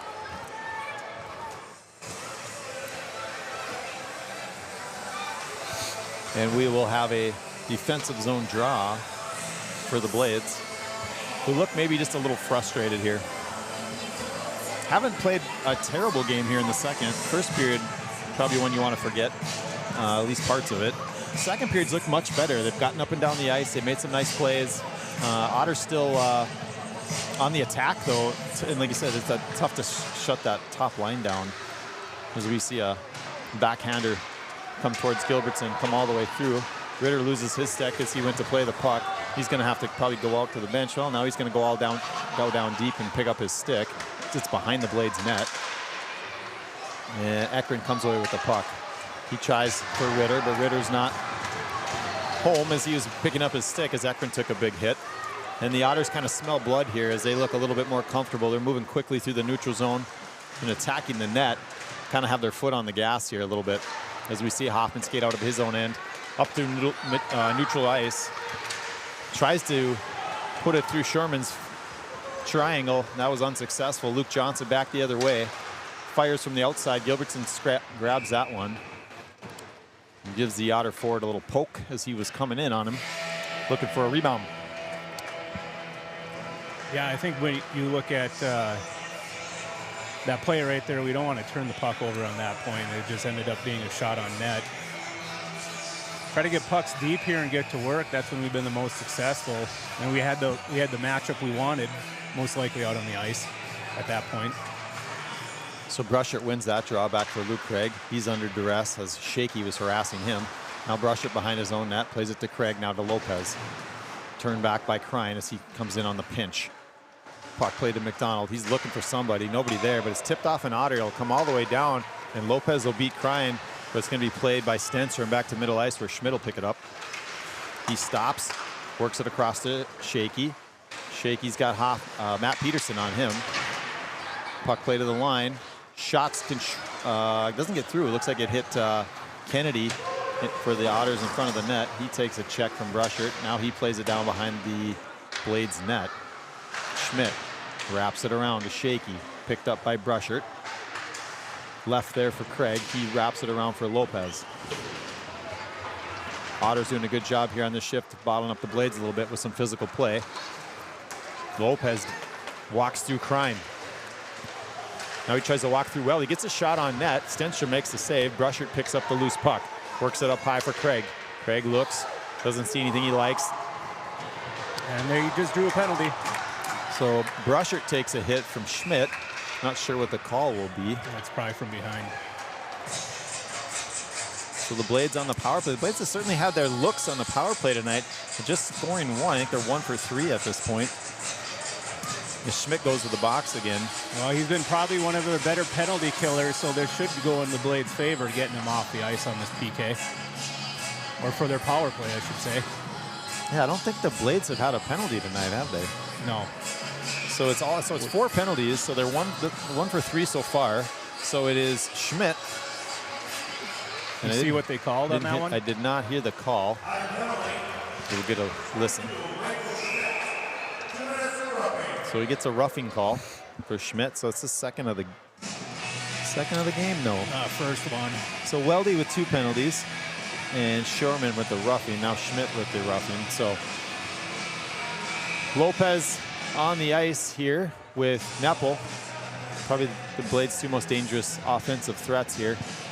We'll see if Casti can win the draw, and he almost did as Brendan Ritter tried to step in and help him out. Puck's played up the wall by Gilbertson to Easton Neppel. He comes away with some speed. Evades a check at neutral ice from Luke Johnson. Turns away from a check. Tries to go back across the ice for Ritter, but it's just behind him. He controls and it's going to work it up the wall to Peterson. Right on the tape. Now to Neppel in the middle. To Lopez on the wall. Back to Neppel. He's going to sneak down the wall. Leaves for Peterson. Peterson to Lopez. He's going to step down. Fire through. Ritter's right in front, taking Stenstrom eyes, but he makes a nice positional save. That did get through. Played it right off the padding of Stenstrom on the pillows there. Puck's left behind the net, but now Peterson regains, plays to his brother, and that's in his feet. And Weldy's just able to come up and tee off on Peterson. And there's Shaky again, because Gilbertson's got to get back in his net. Shaky's dangerous on the kill. He waits up ice. Yeah, he does. He's just floating up there. Yeah, he lets his D do the work. As we see McDonald advance the puck to Lopez. He spins off a check. It's a 2-on-1 with Hoffman. Can he work it over to him? Gets it to him. Weak play. Stenster makes a nice save still. Puck played across to Peterson. Backdoor for Hoffman. Hoffman steps in. Doesn't have anything to shoot at. And Brody Krein eats that puck, and he's laboring a little bit. He maybe took that one right in the ankle. As we see Kennedy come down on the puck.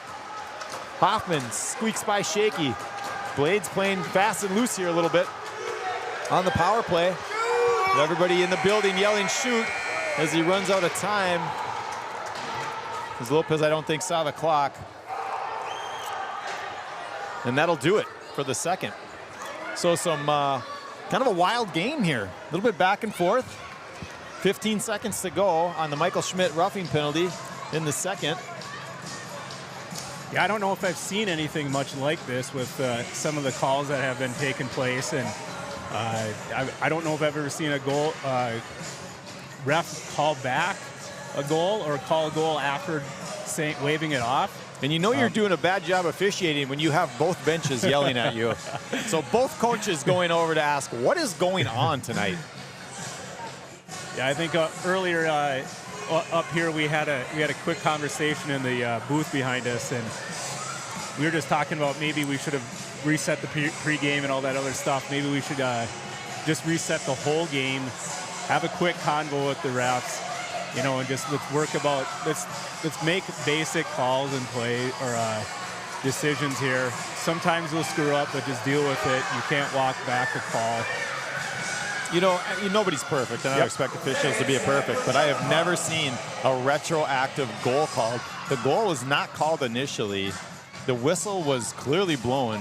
I mean, and that, again, that's one where you skate to the bench, you say, I'm sorry, boys, that's on me. I blew the whistle, I lost sight. Yep. And I think every hockey player respects that and accepts that. They don't like it, but it's like, you know what? He lost sight, he couldn't see it, and that's the standard. But you can't say, well, I messed up, so I'm just going to award this team a goal. Yeah. Not that it would make a huge difference in the game. We're talking it's a 6-2 lead for the Otters, but still, that was kind of a momentum killer for the Blades. And I believe that was maybe the 4th goal. Made it 5-2, I believe. Made it 5-2, so the 5th goal. So again, just kind of took some wind out of the Blades' sails. 4-2 would feel a lot better going into the third, I could tell you that. Yeah, and they still, you know, the other goal that was scored there in the second would have still gotten scored, so it'd still be 5-2, but still, Blades having some trouble manufacturing offense tonight as we recap some of the scoring here. So, looking back here, the Otters score Brant Sherman from his brother Brock Sherman in the second to start the scoring for the Otters. Then the Blades answered back, and it was Hoffman off the McDonald wrap attempt. And there again, the Otters have some controversy there as the net was off. And maybe, you know, maybe that's a makeup call. I don't know what they're trying to even the odds thing I could think which of. Again, you're going to get yourself into trouble if you start trying to play that game. Yep. But maybe that's what happened. And then it was Schmidt on the controversial goal down at the other end from Shaky. And then Brody Krine had the last goal of the period as he wired one in. That was assisted by Michael Schmidt, which we thought Schmidt touched, but apparently was maybe off one of the blades. Yeah, you know, they have a better look down there. This angle, I would have guessed that it hit an Otter, but maybe it definitely deflected off something. So if it didn't deflect off an Otter, it went off a Blades player. So that'll recap the scoring here in the second period. Again, the Blades, well, just about 1 for 4 on the power play tonight. Currently sitting at 1 for 3. First goal coming on the power play. Some good looks on this last power play, though. They've buzzing up the ice, creating plays at the net. Struggling a little bit, though, only with 7 shots on goal for the game. Otters currently sitting at 27, which is a little unusual as we've seen the Blades put up a lot of shots on almost all teams this year. Yep. So the Otters doing a good job of maybe playing a little bit of defense through offense because they've had the puck a lot in the Blades' end. Yep. I think that's exactly it. I do think that as that period went on, it kind of flipped a little bit, not flipped so much in generating offense and whatnot, but there was probably just less time in our own end. Yes. We were getting the puck out quicker and cleaner. Just a lot of play in the neutral zone. Let's see if they continue to flip it. You know, obviously they had 1 shot going into the second period, so they hung 6 up this period. But then on the flip side, Fergus hung 17. Yeah, Fergus doing a nice job. They got a nice squad. Yep. I like their team. They play fast. They play aggressive. They're in your face. Shaky's always looking for offense. He's up ice, floating around, looking for that break.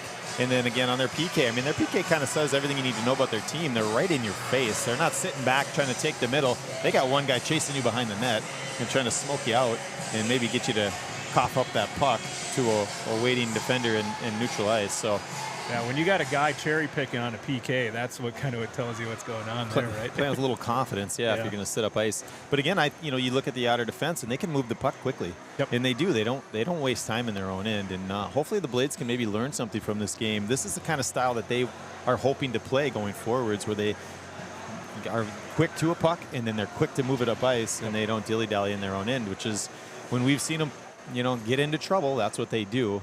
So I thought they, like you mentioned there, did a good job of kind of correcting that. And again, Fergus forcing them to play fast hockey. When you don't, they're going to pick the puck off you and go right to your net. And when you do, you have a chance to get out of your end and get up ice and maybe bring some pucks to their net. Yeah. Yep. So Stenstrom not particularly tested a bunch tonight. Certainly has an argument on that second goal as his net was off.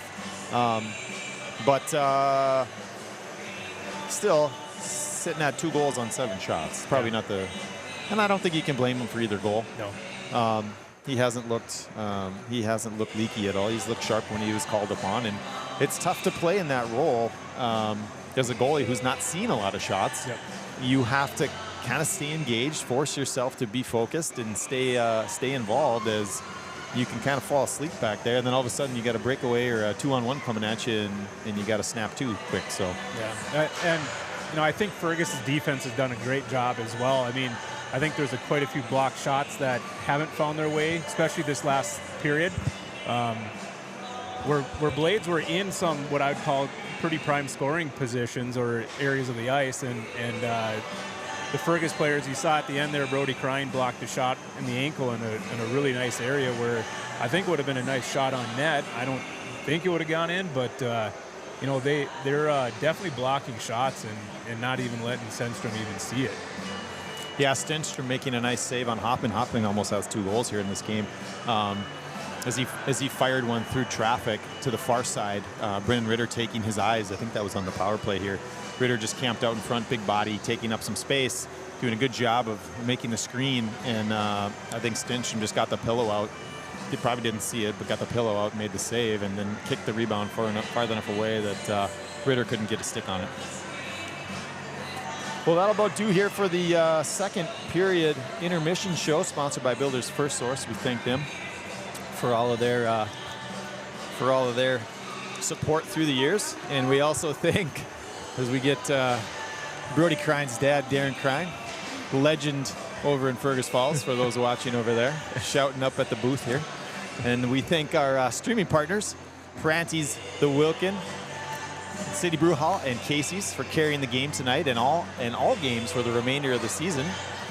We appreciate their support, and make sure you should show some support to them by getting out and visiting one of those fine establishments. Well, that'll do for the second period intermission show here. Thanks for tuning in.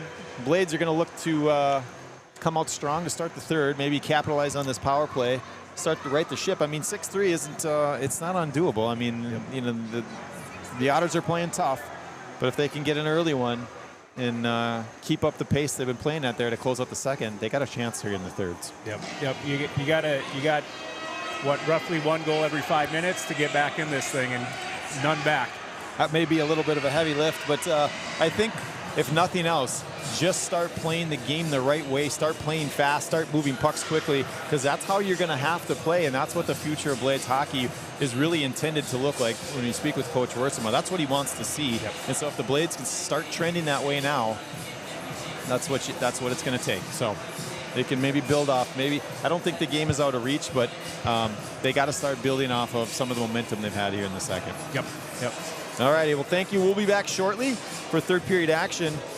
Hang tight. We'll see you soon.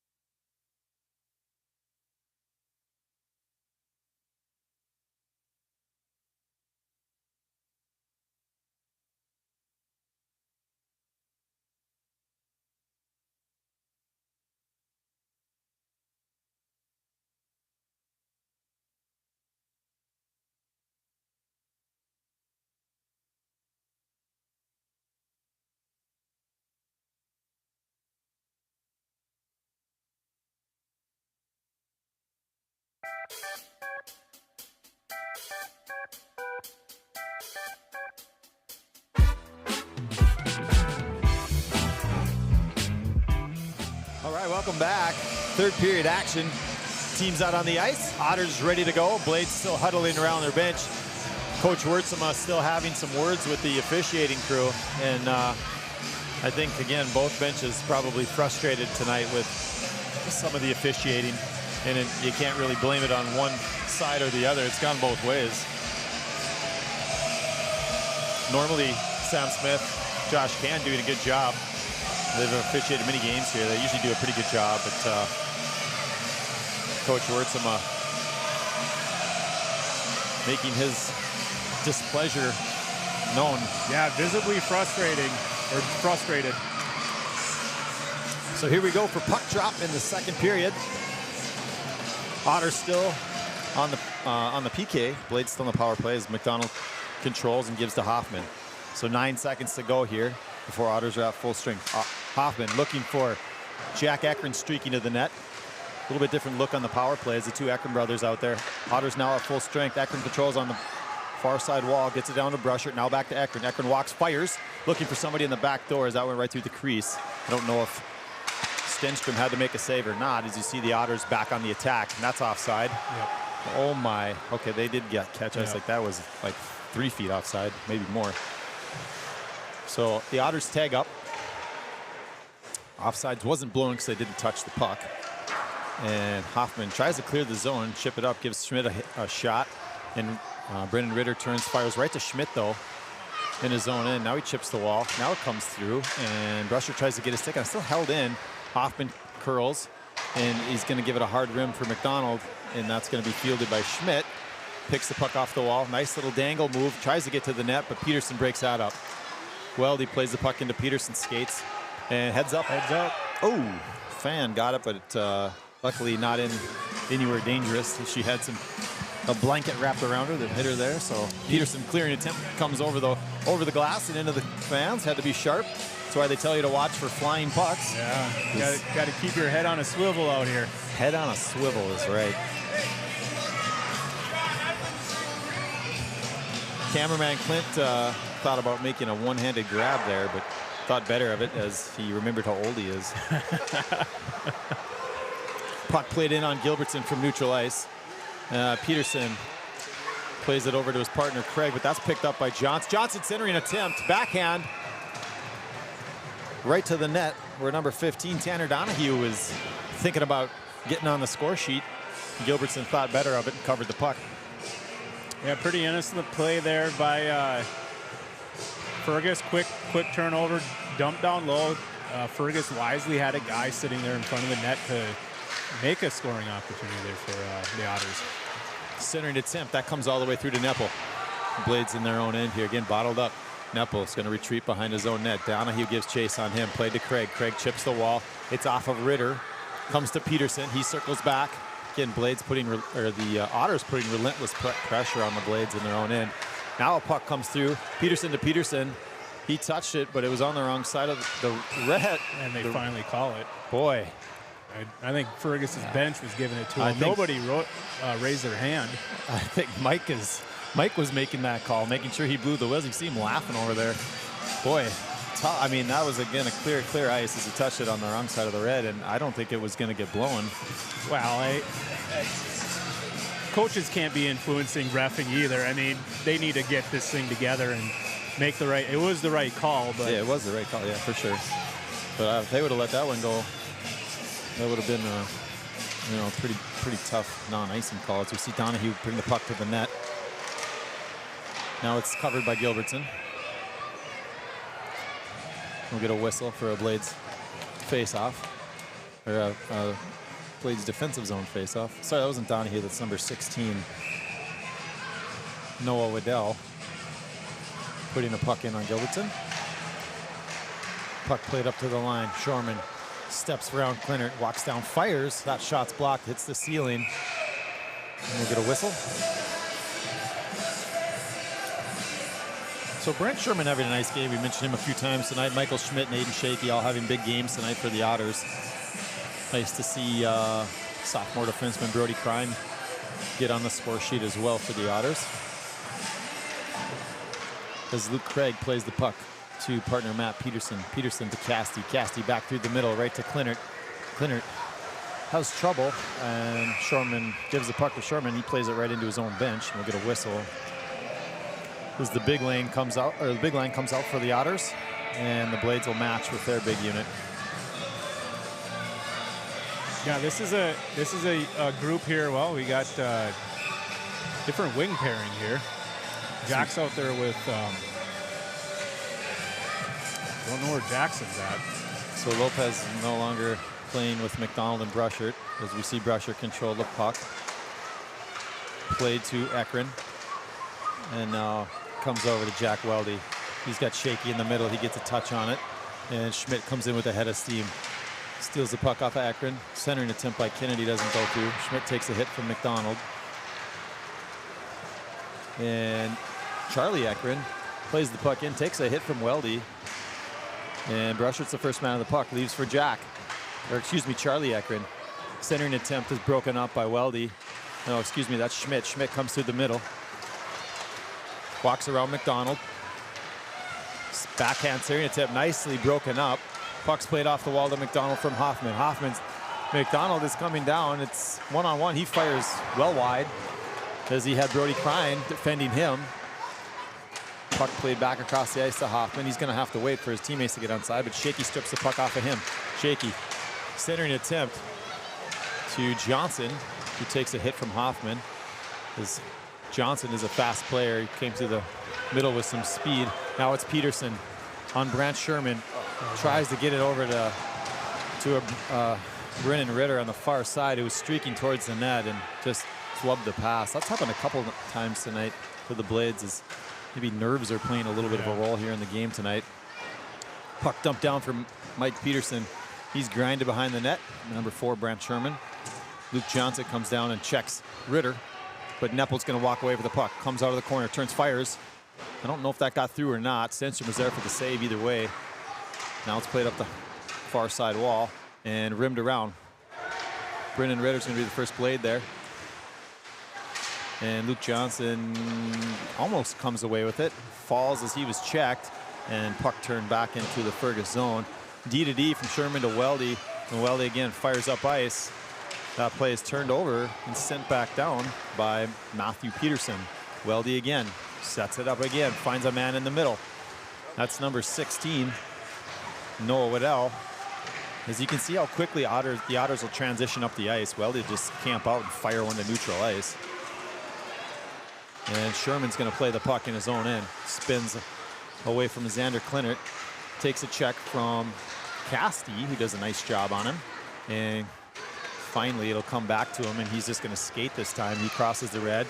He's well defended by Pincinel, who's in the game for his first shift. He puts a nice hit on him behind the net, and he's going to get called for something. I'm not sure what. Maybe an elbow. As Sherman was kind of down. What is going on? Why did they blow that? I don't know. I'm trying to figure that out. There's so much stuff I wanted to say, but now I got to process this play right here. I can't follow this. As you see, Mike is losing his mind. So the Otters had full possession. It was a delayed penalty call, and they just blew it dead. I have no idea why. I am baffled right now. Either way, it's Pincinel. So they called it. Okay, so they called a second penalty. I don't know where that. Too many men? Is that what it was? Okay. So too many men call. All right, so that's where they got it then. So Otters going to the box, which will negate the penalty. Both penalties should go up on the board. Yeah, it should be 5-on-5. Should go up on the board. As Pincinel went to the box, I'm not sure what for. So strange game. Some things you don't typically see. How many times have you seen a team take a penalty when they're on a delayed power play? Not very often. Or when they're on the delayed penalty. Yeah. Bizarre. But anyway, too many men. I mean, too many men. Too many men. Yeah. Good catch by the officials there. As we see Brushert win the draw over to Hoffman. It is still 5-on-5. Both penalties on the board. So the players will come out of the box after their time expires, as opposed to puck comes to McDonald. He fires. Stenstrom. Oh, man. Oh, boy. Oh, boy. So puck coughed up the middle. McDonald puts a shot on. Big rebounds lane there, and it's blown dead. Yeah, that's a good scoring opportunity for the Blades. I mean, they probably should have just finished the play 4 or 5 seconds later, and they could have contested the goal. I mean, seems to work. We have that history right now. Yes, there's precedent to make that argument here, isn't there? Clearly a rebound where the Blades could get to it. Hoffman puts a nice shot on, just out of the reach of Brushard on the rebound. Stenstrom making a nice pad save. Puck played in deep into the zone by Caden Zender.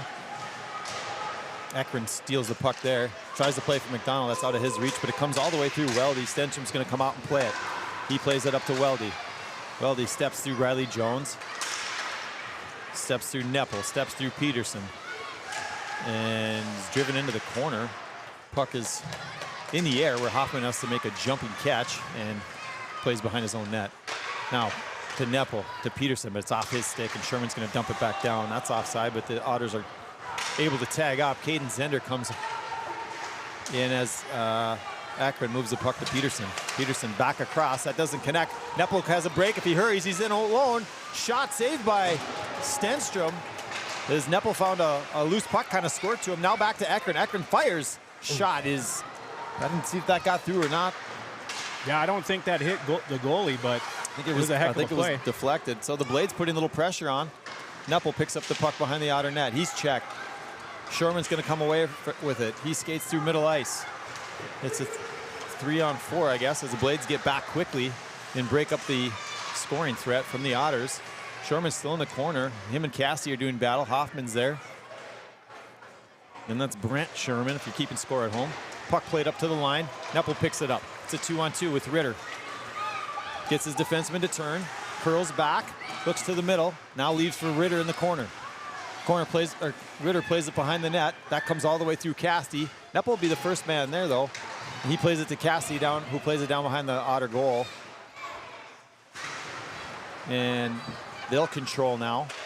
Squirts out. Klinnert's right there looking for a loose puck in the slot. He's hooked. And we'll get a call. Puck play to the line. Off of Klinnert's skates. And the Otters might get a touch on it. Oh, my goodness. Big hit from Klintert, and we might get a secondary call here, as he went in hard with number 16, Noah Waddell. And both doors are open, so I don't know that. I didn't see them wave Klintert to the box, so I think. Nah, he's skating right by. Yep, I think I would too. by. Right to the bench. Shut the door, Ekron. Yep. Before they change their mind. Yeah. What kind of home penalty box official is that? You never open that door until someone's standing there. Yeah, you kind of look the other direction. You just start looking at the signage behind you. So Blades on the power play as we get I believe a hooking call on number 6, Parker Thielke. And then number 16, Noah Waddell, was taken hard into the wall from Klintert, but that was not called. The shaky comes over the Blades line. He's well defended by Charlie Ekron. Brushard comes in on him again. Aiden Shaky doing a nice job here on the PK tonight. Now Schmidt's turn. He's going to come in, gets a stick on a passing attempt from Hoffman to McDonald. And the Blades will come away with it as it's in the skates of Brushard. Look out. Peterson takes a hit from Schmidt. Stenstrom plays it to Weldy. Turns and fires. That's a high stick. Brushard's got to touch it, though, as you're wasting time if you don't. And he finally does. It's in your best interest there to get a whistle because you can't play it, so time's just going to wind off the clock on your power play. And Fergus would have been all too content to just sit there and look at it, force you to touch it. So it comes all the way down to the Blade zone as Hoffman played it with a high stick. You see Luke Johnson, Brock Sherman, Caden Zender, and Brant Sherman on the ice for the Otters. Blades control the faceoff. Puck played through the middle. Casty was there, but it was out of his reach, and it's turned back. Luke Johnson comes in with some speed. He turns Neppel back. Does a good job on him up the ice. Neppel outskates him. Gets the line, makes Sherman miss. Comes right back to him, and that'll be pitchforked out of there by number 17, Brock Sherman. Puck played to Ekron. Now back to Peterson. Peterson doesn't have anybody. Now he comes back to Jack Ekron on the far side. Ekron gets the zone, chips it in. Blades are going to have to hurry if they want to possess. And Brock Sherman fires it all the way back to neutral ice. So Blades not able to get established here. 45 to go on the power play. Neppel takes a chop at middle ice by Kennedy, and he's turned back. Zender harasses Matthew Peterson. Now Neppel's got some room to skate. Over the line. Walks in, just thinks about firing, puts it right on. Nice save by Stenstrom. That was looking 5-hole for the sophomore forward. Played up to the line where Peterson has it. He tries to make Shaky miss. Shaky does a good job on him, but he's able to play the puck down in the corner where Cassie takes a hit. And Fergus will get control and sit it down. Gilbertson plays the puck, sets it up for Matthew Peterson. Peterson to Neppel. Neppel back through the middle. He finds Hoffman. Hoffman over the line. Tries to dangle Brody Crine, but he does a nice job stick checking him. Centering play, looking for Brushert, just out of his reach. He's dumping it back down into the corner. It comes all the way around to Riley Jones. 7:14 to go here in the third period. Shots are 28-12 in favor of the Otters. McDonald tries to play the puck at the line. It gets through him, and Shaky's got a 2-on-1 with Kennedy. Over to Kennedy from Shaky. Puts it right on. Gilbertson makes a nice save because the Otters had gotten back to full strength. Puck scores through McDonald as he normally doesn't play defense, and allowed for the Otters to have a 2-on-1 there. Yeah, that's a tough play. We had Hoffman down low and McDonald covering. An opportunistic 2-on-1 there. Obviously led by Shaky, who seems to be that guy that's always leading in the 2-on-1. If there's a 2-on-1 going on with the Otters, Shaky's in it. Shaky's in it. He's in the mix as we see Weldy wind it up, walking to the middle with all day to shoot, puts one on. Gilbertson makes a nice save. Hoffman's going to steer it around to McDonald. Doesn't get there as he's checked in the near side corner. Brusher comes down to help him. See an Otter fall. Puck played to the middle. Good defense from Riley Jones. He pitchforks one nearly into the Blades bench. Stenstrom's going to come out and play it. No icing. Puck played back to the middle. Zender steps through Brushert and now through Klinert. And he's in on the rush. Luke Johnson steered away. Puck played back to the line for Weldy. Weldy plays it across to Shorman. He shoots one on. Nice save by Gilbertson with the pad. Xander Klinert picks the puck up at middle ice, but there's a whole host of Otters back on him as it's a 1-on-5. He still does a nice job of getting the puck deep into the Otter zone while the Blades can finish their change. Pincinel comes onto the ice now with Casti. And puck is played out of there. That's probably not going to make it for an ice, and the Otters will get a change. Ekron plays it back to Hoffman. Comes to Pincinel. It's out of his reach. Puck kind of squirts through a couple guys, and it ends up right in the slot of the Otters zone. But they're there to corral it. Klinert holds the puck in as it was chipped off the glass and it hit a stanchion and is played back into the Otter zone. Casti goes to war in the near side corner. Played up to Klinert. Held in from Ekron. Shot right on. Stenstrom will make a save as there was no traffic and no rebound. So 5:34 to go. I don't know, you got to take anything away from the game positive for the Blades as they started to play a little bit better, as we see them starting to play some of their other guys. You see Wyatt Staff in the game, Riley Jones getting a shift, Casey Pincinel getting a shift. Yep. We haven't seen Jackson Lopez out this period. I don't know if he has an injury or what. We'll keep an eye on that, as I thought I saw him a minute ago, but you could be right. He's certainly not playing on that normal shift as Jack Ekron has taken his spot on that top line, so we hope that he's okay. That would be a big loss for the Blades down the stretch here. Heads up again, kids. Nope, stays in bounce. That's going to be played ahead to Shaky. Smith back on him. Shaky walks right around and plays it right to the side of the net. Gilbertson has no trouble there. Good stick lift by Michael Schmidt to get through Brennan Ritter, and he fires one on. Otters again on that relentless attack. When they get wound up, they're all over you in the zone. As Stab plays a puck away from his middle of his net up to Issa Neppel. Neppel comes down on Sherman. Played it to Matt Peterson, who had fallen, crashing the net, and Schmidt's going to play it out of there. Kennedy skates over the offensive blue line, just fires one, hits Gilbertson in the mask. He fields it and then covers it. So we'll see who comes out, as it's Brushert, McDonald, And then Ekron again. So yeah, you're right. We haven't seen Lopez for a while. I don't see him on the bench. You see him on the bench? I can't. I don't see him. Yeah, I guess I see him there. He's there. So Okay. he's not. He didn't go down the tunnel or anything, so that's good. Because we see Hoffman play the puck in his own end, squirt one off the wall. He's got McDonald on the far side, broken up by Luke Johnson. McDonald plays that. He's going to get it to squirt out to neutral ice. That comes to Ekron, who had Brushard on the backside, but he couldn't get the pass to go through. McDonald and Johnson come together and played into the blade zone. Hoffman controls there. Back up the middle, and that's picked off by Zender with room to skate. He walks down, looked for Johnson on the back door. That doesn't connect. And that's the play again. We talk about the blades kind of trying to come through the middle. Got to be careful. Ekron plays the puck at neutral ice.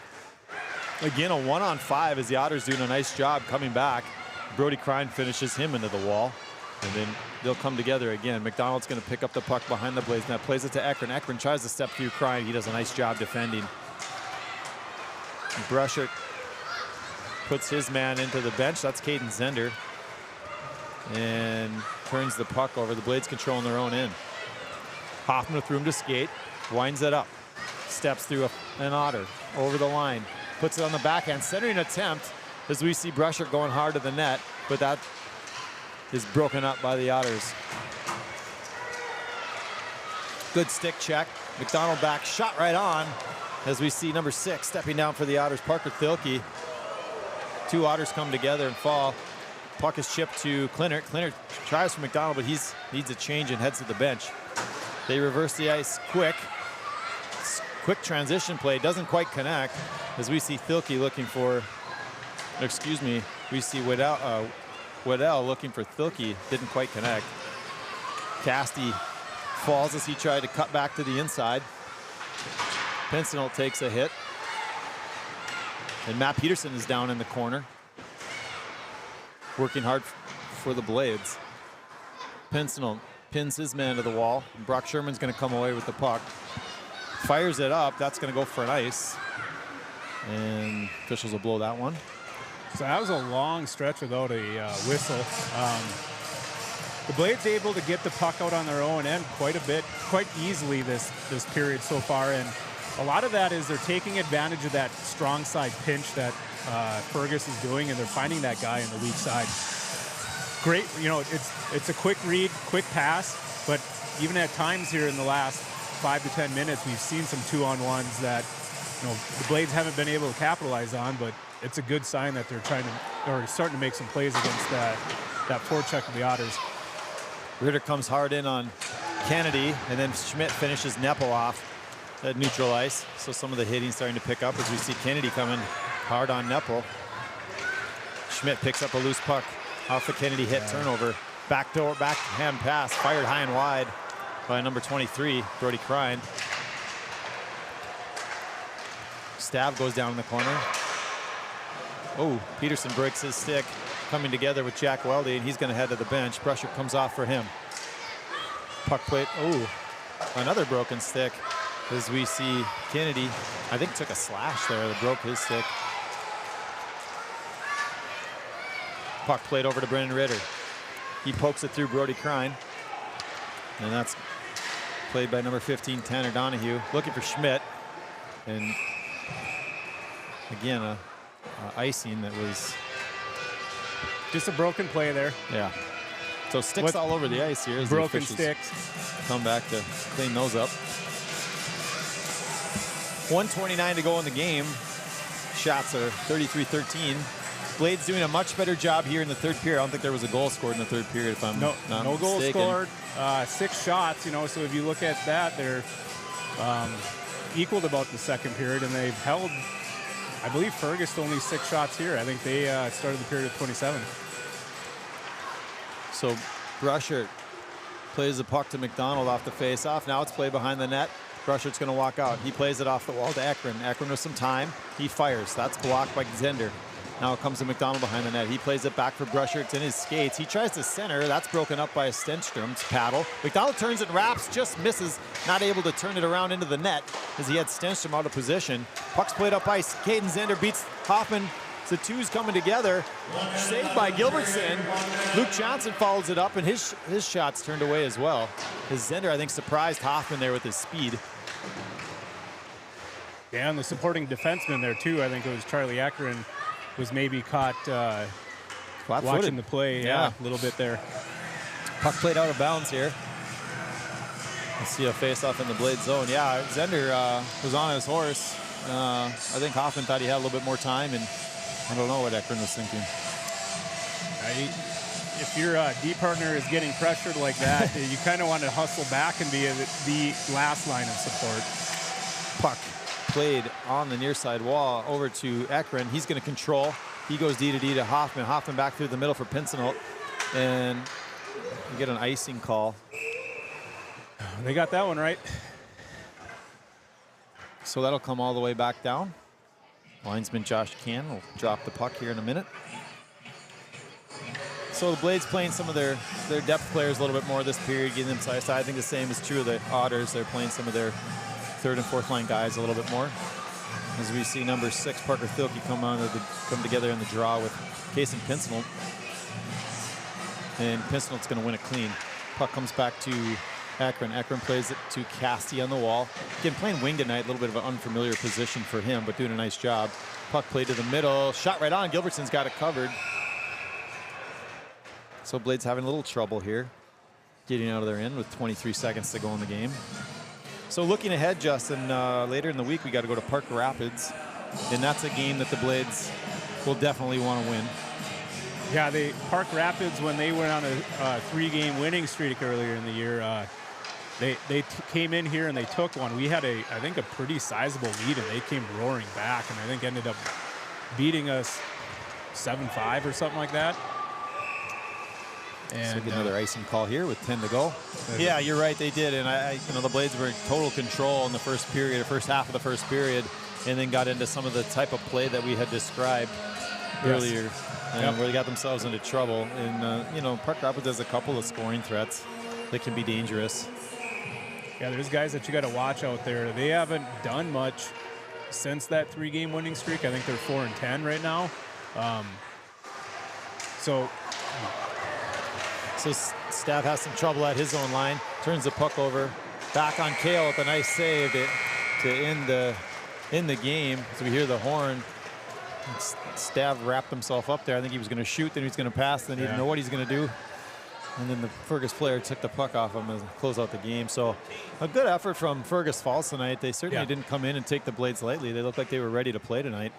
And played a good, hard, fast, solid game all throughout. Blades pushing back at times and cleaning up some of their mistakes there from the first period.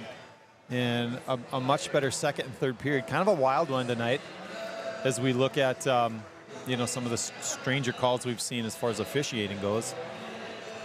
And I'm sure this game won't sit well with Coach Wurtsema, as he's been harping on the boys lately about some of those mistakes, turnovers, untimely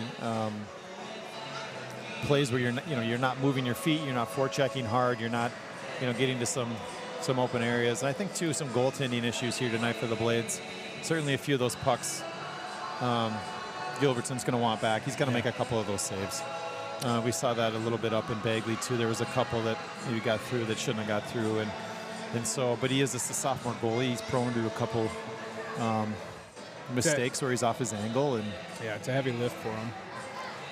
It is, and but matched up against Holden Stenstrom, another sophomore, as we see some of the players chatting. As again we had mentioned in the pregame show, many of these guys are friends tonight. So moving into the Fergus Falls Spine and Injury post-game show, we kind of looked ahead. We kind of did the scoring recap already. We can run through it one more time as we pull it up here. So Aiden Shaky gets things started for the Otters early in the first period with an unassisted goal. Gets followed up by Michael Schmidt from Brock Schauerman and Aiden Shaky again. And then Schauerman scores from Schmidt and Shaky. Casty would get the Blades on the board on a tip from a Josh Hoffman shot. And then Brant Sherman came back and scored with an assist from his brother Brock in the second. Blades would get back on the board. Was Hoffman put away a wrapping attempt for McDonald that went in the net, only to be answered by Michael Schmidt, and with an assist from Shaky, and then Brody Krine will close out the scoring with an assist from Michael Schmidt for the Otters. No scoring in the third. Yeah, much better played in the third. Like we talked about, the Blades were just quick getting the puck out of their own end. They weren't getting trapped. And it was that weak side that they were hitting off the breakout. The strong side wing was getting the puck or center, and they were moving it to the weak side. As we take a view here of the two head coaches of the squad having a conversation here with the refs here. Sam Smith there and Ken Motz, two officials, hearing some grievances. Not that it'll matter now as the game's over. So we did the scoring recap there. Again, some nice plays from both Shaky, Schmidt, and then Shurman. And if I got to go with 3 stars tonight, I'm going to have to go to the number 3 star. Has got to be Josh Hoffman for the Blades. Yeah, he had a heck of a game. Nice game. Puts the goal and gets the assist. He was all over the ice tonight, making what little offense the Blades could generate. He was a large part of it. Second star tonight has got to go to Aiden Shaky. He was a handful for the Blades. Very quick player, very shifty player up the ice quickly, and certainly a scoring threat. And then our Fergus Falls Spine and Injury Center impact player of the game, first star, has got to go to number 22, Michael Schmidt tonight. Yeah, he was a difference maker at times. I think, just him as an F1 is a beast. Like, he overwhelmed with speed. He gave our D fits because he took away time and space. And a lot of times I think he won puck races that he had no business winning, but he, through effort, maybe just lack of effort on us, but he would win puck races in our own end a lot of times. And he's very disruptive to play against. Very disruptive. Long body, powerful player, Yep. Good shooter, and certainly doesn't shy away from the physical aspects of the game either. No. He's kind of everything you want in a number 1C. Yeah. Yeah, so he had a real nice game. Looking ahead, so we mentioned we have Park Rapids coming up on Thursday, and then I believe next Tuesday, the next home game for the Blades, Mayport will come to town. Okay. And I would say that the Blades have to win both of those games. Yeah, confidence. There's no excuse here. They were on a 2-game heater to start the week. Ended up dropping one to Bagley, and now dropping this one here on Tuesday night to the Otters. They got to get back in the win column. Yep. They're currently sitting at the 6-10-1, I believe. Yeah, that sounds about right. So if they can have a big week, closing out this week, and then into next week, and I know they have 2 games next week. I can't remember who they're going to play Thursday. I don't know if you remember. I can maybe pull it up here real quick. But they have to beat Mayport. That's a very beatable team for the Blades. And same with Park Rapids. They really, like we talked about, they really controlled play the first time they played them until they just let them back in the game. And that's a game they just have to win. There's just really no excuse. And I think they're certainly capable of it if they play the way they did here in the second and third period tonight. But if they play down to their opponent and they play a slow game, they got Prairie Center coming up. So 2 home games on the 21st and the 23rd. And again, that Prairie Center game is going to be a tough one. So they beat Prairie Center earlier this year. I think they were missing their top scorer when we played, and they ended up winning in overtime. It was kind of a boring game is the way to describe it. There wasn't much action. It was a 1-0 game, or it was 0-0 till late in the game, and then after that, Blades get on the board, and it was kind of 1-0, and they gave up a goal really late in the game where Prairie Center got back in. But 3 games here, you can add Prairie Center into that mix. They have to win at least 2 of the 3. 6A game. So yes, that's out of the ones coming up. That's super important. But yeah, you need to win them all. So Mayport doesn't have all that much importance other than just for momentum from a Blade standpoint. And again, we've talked about this all year long. If they want to be a good team, both this year and then into the future, they have to find ways to win games that they need to win. And dominantly too. Like let's just try to win in a big way, like 3, 4, 5 goals. Not just beat them in overtime, right? No, I agree. And then again, Prairie Center, as we look ahead to them, they're going to want revenge. I don't think that loss sat well really with them. And they have had some really nice wins since. Oh, yeah, they're beating some pretty good teams right now. They can be a dangerous team. And so that's not going to be an easy game if the Blades think they're going to roll in here and they're going to just, dominate Prairie Center, that's certainly not going to happen. That's going to be, I want to say that's going to be a bit of a street fight between those two squads. Prairie Center likes to play a real physical game. And again, I don't think that loss sat well with them, and they've made some nice adjustments since. So a big week coming up for the Blades, and that'll be followed up by Becker Big Lake, the rubber match of rubber matches. So the Blades played them first game of the year. They tied them. They ended up losing. They tied. So they went to overtime the first game. They go to overtime the second game too, right? Yeah, lost in overtime. Yeah, so they lost in overtime during the Christmas tournament over in Fergus Falls, and now Becker Big Lake come to town. So that could be an interesting game as well. Becker just knocked off Wilmer, I think, the other day, like 8-2. Wow. Yeah. So Becker flying high. They seem to match up really well with the Blades. Yes, they do. I thought the Blades played them pretty solid in the Christmas tournament. They again had some lapses where I think Becker scored 3 straight goals, and the Blades were maybe down 3-rip, and then the Blades clawed their way back into it, ended up going to overtime, and kind of a funky play that squirted through Kale.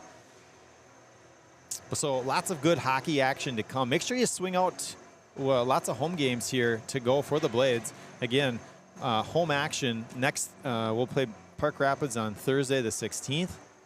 That's an away game. But after that, 3 straight home games. The 21st against Mayport, the 23rd against Prairie Center, and the 25th against Becker Big Lake. That's a Saturday game. Make sure you get out and catch some of the Blades action that does remain. After that, they only have 2 more home games. So season kind of winding down here, Coach. Yeah, they're just going to be kind of focusing here on playoffs here as you go down the stretch, obviously winning the games.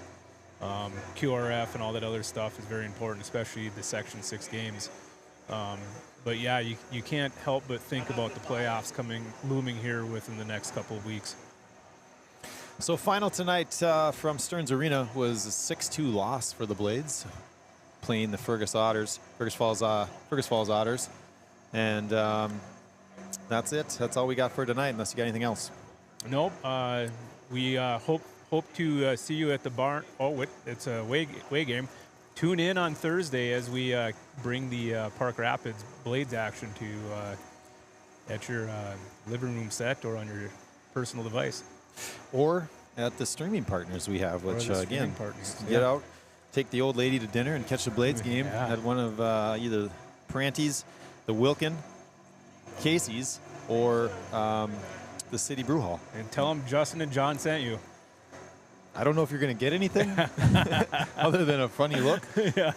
Maybe we'll work out some sort of deal. If you mention a secret code, we say that you get free beer or something. Yeah. Something we'll have. We'll put our producer, Tony Lopez, on that. He's always good at working deals, isn't he? He is. Yeah, he's a deal guy.